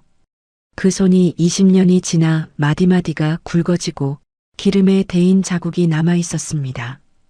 어머니, 그동안 얼마나 고생하셨어요. 마이클의 목소리가 떨리고 있었어요. 순옥이 마이클의 머리를 쓸어주었습니다. 국밥 솥을 잡고 설거지를 하고 깍두기를 썰던 거칠고 갈라진 손바닥이 마이클의 머리카락 위를 천천히 지나갔어요. 까슬까슬한 손끝이 닿을 때마다 마이클의 어깨가 미세하게 떨렸습니다. 다 컸네, 우리 마이클. 순옥이 마이클의 얼굴을 두 손으로 감싸며 들여다보았습니다. 20년 전 전기장판 위에서 국밥을 허겁지겁 먹던 굶주린 청년이 어엿한 어른이 돼 있었어요. 순옥의 눈에 눈물이 고이기 시작했지만 순옥은 웃고 있었어요. 울면서 웃는 얼굴이었습니다. 태성이 공책을 다시 펼쳤어요. 앞쪽에는 태성이 쓴 한글 연습장이 있었고 그 뒤로 마이클이 영어로 쓴 편지가 나왔습니다. 그리고 그 뒤로 모르는 글씨가 빼곡했어요. 서툰 영어였습니다. 알파벳 하나하나를 눌러 쓴 듯 획이 굵고 삐뚤빼뚤했어요. 이건 뭐예요? 누가 쓴 거예요? 순옥의 어깨가 움츠러들며 고개를 숙이고 시선을 바닥에 떨어뜨렸어요. 마이클이 태성에게 말했습니다. 어머니가 쓰신 거야. 내가 떠나면서 영어로 편지를 남겼는데 어머니가 그 편지를 읽으려고 영어를 배우기 시작하신 거야. 태성의 손이 멈췄어요. 영어를 한 글자도 모르던 어머니였습니다. 학교도 제대로 못 다닌 어머니였으니까요. 국밥 끓이고 설거지하고 장사 마감한 뒤 밤마다 이 공책을 펼치고 알파벳을 따라 쓴 거였어요. 20년 동안 도대체 어머니는 어떤 마음으로 이 공책을 펼쳤던 걸까요? 태성이 순옥을 돌아보았습니다. 순옥이 여전히 고개를 숙이고 있었어요. 마치 들키면 안 되는 비밀이 들킨 사람처럼요. 엄마, 이거 매일 쓴 거야? 순옥이 대답 대신 입꼬리를 살짝 올려 보였어요. 그게 대답이었습니다. 태성이 공책에서 고개를 들어 순옥에게 물었어요. 엄마, 가게는 어떻게 된 거야? 한 달 남았다며. 순옥이 입을 꽉 다물고 고개를 돌렸어요. 또 혼자 삼키려는 거였습니다. 순옥 대신 마이클이 나직한 목소리로 말했어요. 어머니 가게는 어제 봉쇄당했어. 어머니는 나한테 접었다고 거짓말하셨어. 태성의 얼굴이 일그러지며 목소리가 갈라지기 시작했어요. 엄마, 어젯밤에 어디서 잤어? 순옥이 입을 꽉 다물었어요. 대답 대신 순옥의 시선이 테이블 한쪽에 놓인 도시락 보자기를 향했습니다. 김치 국물 자국이 번져 있는 보자기. 가게를 잃고 찜질방에서 밤을 새고도 아들 도시락은 챙겨서 온 거였어요. 태성의 시선이 그 보자기에 닿는 순간 태성의 눈에서 눈물이 쏟아졌습니다. 갈 데가 없으면서 내 도시락은 챙겨온 거야. 잘 곳도 없으면서 나한테는 아무 말도 안 하고. 엄마, 왜 나한테 말 안 했어? 왜 혼자 다 삼켜? 순옥이 입술을 깨물며 고개를 젓고 대답 대신 태성의 손을 꼭 잡았어요. 마이클이 공책을 받아 천천히 넘기기 시작했습니다. 20년 묵은 누런 종이가 손가락 끝에서 바스락거렸어요. 태성의 한글 연습장, 마이클의 영어 편지, 그리고 마지막 장에서 마이클의 손이 멈췄습니다. 서툰 영어로 또박또박 눌러 쓴 한 줄이 적혀 있었어요. 글씨 위에 국밥 국물이 튄 자국이 희미하게 남아 있었죠. 마이클의 눈이 크게 떨렸습니다. 입술을 깨물며 한참을 그 한 줄을 내려다보았어요. 마이클이 떨리는 목소리로 그 영어를 소리내어 읽었습니다. 그리고 한국어로 옮겼어요. 내 아들 태성이를 정규직으로 만들어주세요. 통역까지 해낸 순옥이었지만 이 공책 마지막 장에 적은 건 유창한 영어가 아니었어요. 서툰 글씨로 꾹꾹 눌러 쓴 엄마의 기도였습니다. 가게를 내주고 도장을 찍은 이유, 봉쇄당하고도 거짓말한 이유, 찜질방에서 밤새고도 도시락을 챙긴 이유, 그 모든 것이 이 한 줄로 귀결되고 있었습니다. 마이클이 공책을 내려놓지 못하고 있었어요. 그 한 줄 위에 마이클의 눈물이 떨어져 서툰 영어 글씨가 번지기 시작했습니다. 태성이 그 자리에 얼어붙어 있었어요. 정규직. 내가 그토록 매달렸던 그 두 글자를 엄마가 이렇게 지키고 있었어. 가게를 잃고 거리에 나앉고 거짓말까지 하면서. 태성의 무릎이 꺾였어요. 바닥에 주저앉으며 입에서 한마디가 터져 나왔습니다. 엄마, 나 때문에 그런 거야? 나 때문에 가게를 내준 거야? 순옥이 바닥에 주저앉은 태성에게 다가가 아들의 머리를 끌어안았어요. 순옥의 입술이 떨리다가 아들의 머리카락 위로 한마디가 떨어졌습니다. 가게가 뭐가 중요해? 엄마는 내가 중요하지. 그 한마디를 하는 순간 순옥의 얼굴이 구겨졌어요. 가게를 잃고도 찜질방에서 밤을 새고도 마이클 앞에서 거짓말을 하면서도 한 번도 울지 않았던 순옥이었습니다. 그 순옥의 눈에서 눈물이 흘러내렸어요. 입을 꽉 다물고 소리를 죽이려 했지만 턱이 덜덜 떨리며 멈추지 않았습니다. 태성이 순옥의 품에 얼굴을 묻자 참았던 오열이 터져 나왔어요. 태성의 등이 크게 들썩일 때마다 순옥의 작은 몸도 함께 흔들렸습니다. 순옥은 아들의 머리를 쓸어주면서 소리 없이 울고 있었어요. 거칠고 갈라진 손이 아들의 머리카락 위를 천천히 오가고 있었습니다. 30년 동안 그래왔던 것처럼요. 대회의실 안에 모자의 울음소리만 울려 퍼지고 있었어요. 태성의 울음이 조금씩 잦아들었어요. 순옥이 앞치마 끝으로 아들의 눈물 범벅이 된 얼굴을 닦아주었습니다. 거칠고 갈라진 엄지손가락이 태성의 부어오른 눈두덩이 위를 천천히 지나갔어요. 아들이 이렇게 우는 걸 본 게 얼마만인지 몰랐습니다. 대회의실에 세 사람만 남았어요. 아까까지 임원들의 구두 소리와 서류 바스락거리는 소리로 가득했던 공간이 지금은 숨소리조차 들리지 않을 만큼 고요했습니다. 마이클이 태성에게 손을 내밀었어요. 두꺼운 손이었습니다. 20년 전 순옥네 가게에서 뜨끈한 국밥 뚝배기를 양손으로 감싸주던 마른 손이 지금은 사람 하나를 일으켜 세울 만큼 단단해져 있었어요. 태성이 그 손을 잡자 마이클이 태성을 일으켜 세웠습니다. 마이클이 태성의 어깨를 잡고 똑바로 바라보았어요. 대회의실에서 벌어진 모든 일을 지켜본 뒤 마이클이 내린 결론은 하나였습니다. 저런 사람이 임원으로 있던 회사에 내 동생을 둘 수 없어. 태성이 고개를 들었습니다. 마이클의 눈이 아까 본사 회장 앞에서와는 완전히 달랐어요. 차갑고 단단했던 눈이 지금은 따뜻하게 빛나고 있었습니다. 내가 한국의 지사를 세울 거야. 거기서 함께 일하자, 브러더. 태성이 멍하니 마이클을 바라보았어요. 본사 회장이 약속한 정규직 전환이 아니었습니다. 마이클이 직접 태성에게 손을 내민 거였어요. 계약직으로 3년을 버텼습니다.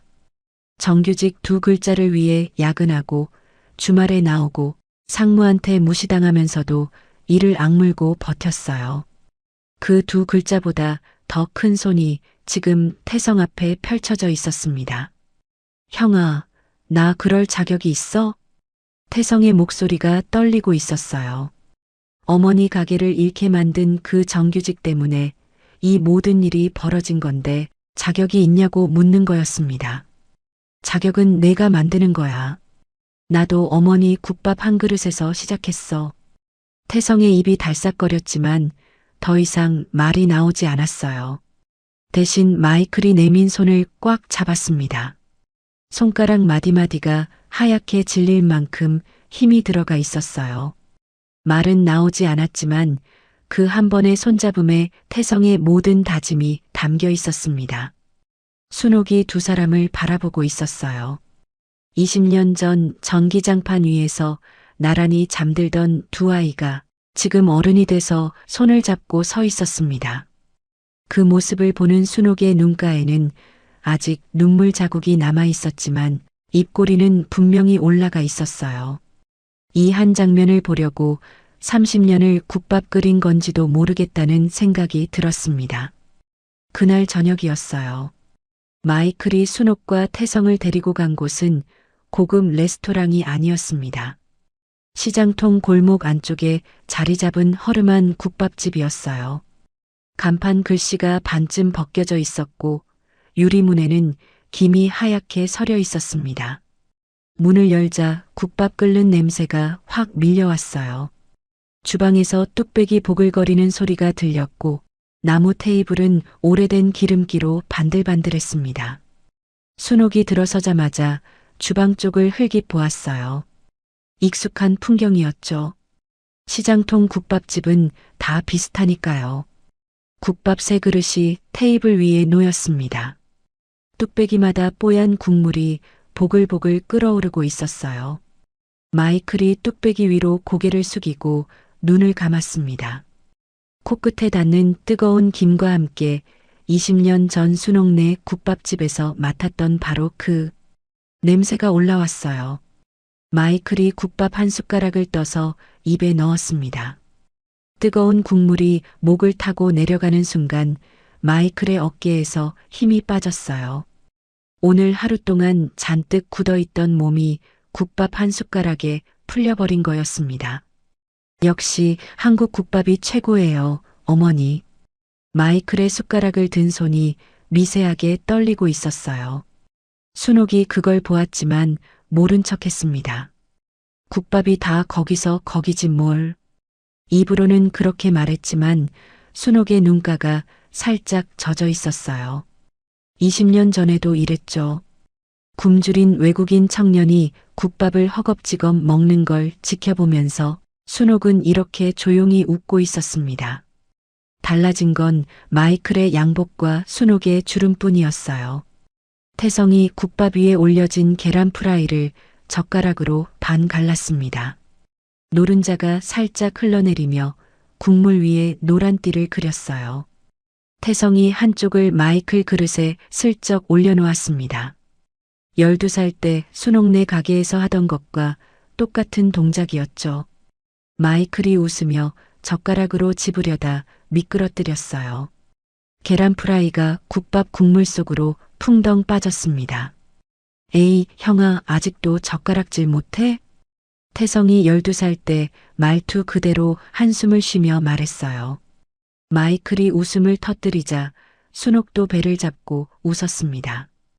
허름한 국밥집 안에서 세 사람의 웃음소리가 울려 퍼졌어요. 20년이라는 시간이 세 사람 사이에 놓여 있었지만 국밥 한 그릇 앞에 앉으니 그 시간이 마치 어제처럼 느껴졌습니다. 국밥 한 그릇이 사람의 인생을 이렇게까지 바꿔놓을 수 있는 걸까요? 그로부터 1년이 흘렀어요. 재건된 순옥네 국밥의 저녁이었어요. 예전보다 넓어진 가게에 새 간판이 달려 있었지만 안으로 들어서면 30년 전과 달라진 게 없었습니다.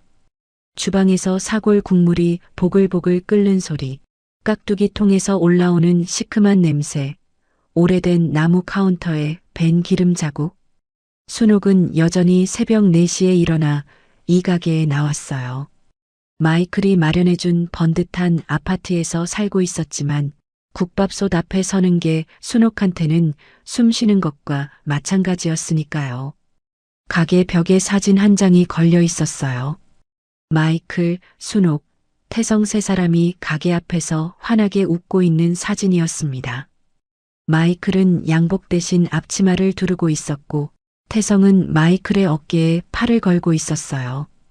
가운데 순옥이 두 사람 사이에서 주름 가득한 얼굴로 웃고 있었습니다. 그리고 카운터 한쪽에는 낡은 깍두기 공책이 놓여 있었어요. 누렇게 바른 표지, 모서리가 닳아서 실이 풀어져 있었고 표지에 밴 기름 자국은 30년 세월의 무게 그 자체였죠. 이 공책은 더 이상 붙이지 못할 편지가 아니었습니다. 받는 사람이 이제 직접 오니까요. 가게 유리문 너머로 두 사람의 그림자가 보였어요. 문이 열리며 태성이 먼저 들어왔고 그 뒤로 마이클이 들어왔습니다. 마이클이 한국에 세운 지사에서 태성과 함께 일한 지 벌써 1년이었어요. 태성이 카운터에 걸려있던 앞치마를 집어 마이클한테 던졌습니다. 형아, 손님 오기 전에 테이블 닦아. 12살 때 엄마 흉내 내던 그 말투 그대로였어요. 마이클이 웃으며 앞치마를 두르고 행주를 집어들었습니다. 수천억 자산을 가진 기업 회장이 시장통 국밥집에서 테이블을 닦고 있었지만 그 모습이 전혀 어색하지 않았어요. 20년 전에도 마이클은 이 가게에서 설거지를 하고 테이블을 닦았으니까요. 순옥이 국밥 세 그릇을 테이블 위에 차렸습니다. 뚝배기에서 뽀얀 김이 피어올라 세 사람의 얼굴을 부드럽게 감쌌어요. 세 사람이 숟가락을 들려는 순간 마이클이 숟가락을 내려놓고 순옥을 바라보았습니다. 순옥의 주름진 얼굴 위로 뚝배기 김이 천천히 오르고 있었죠. 마이클이 천천히 입을 열었어요. 어머니, 밥은 드셨습니까? 순옥의 손이 멈췄습니다. 숟가락을 든 채 마이클을 바라보았어요. 20년 전 순옥이 매일 밤 마이클에게 하던 바로 그 말이었습니다. 굶주린 외국인 청년이 가게 문을 열고 들어올 때마다 순옥이 가장 먼저 꺼냈던 그 한마디를 이제 마이클이 순옥에게 돌려주고 있었어요. 순옥의 입술이 미세하게 떨렸습니다. 하지만 이번에는 고개를 돌리지 않았어요. 순옥이 마이클을 똑바로 바라보며 웃었습니다.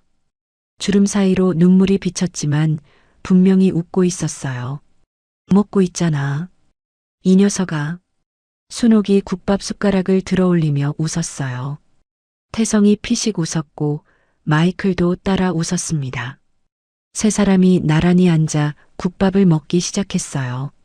아무 말 없이 숟가락만 오가는 시간이었지만 그 침묵이 어떤 말보다 따뜻했습니다.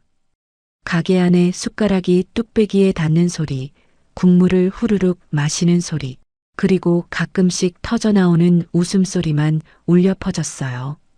카운터 위에 낡은 공책이 뚝배기 김을 맞으며 조용히 놓여 있었습니다.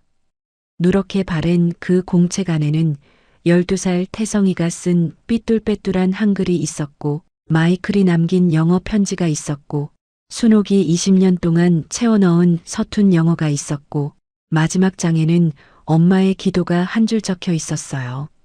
그 모든 페이지를 거쳐서 오늘 이 저녁이 왔습니다. 김이 모락모락 피어오르는 작은 국밥집 안에서 세 사람이 환하게 웃고 있었어요. 30년 전 순옥이 굶주린 청년에게 내민 국밥 한 그릇. 그 한 그릇이 20년을 돌고 돌아 오늘 이 테이블 위에 세 그릇이 되어 돌아왔습니다. 순옥은 돈도 없고 말도 통하질 않는 낯선 사람에게 국밥 한 그릇을 내밀었습니다. 대가를 바라지 않은 그 한 그릇이 20년 뒤 전혀 예상하지 못한 방식으로 돌아왔습니다. 그리고 알파벳도 몰랐던 순옥은 단 한 통의 편지를 읽기 위해 20년을 공부했습니다. 배움의 늦은 나이란 없습니다. 작은 선의가 누군가의 인생을 바꿀 수 있다는 것, 간절한 마음 하나면 언제든 시작할 수 있다는 것, 이 이야기가 여러분께 전하고 싶은 마음입니다. 오늘도 끝까지 시청해주신 여러분 감사드립니다. 항상 건강하시고 행복하세요.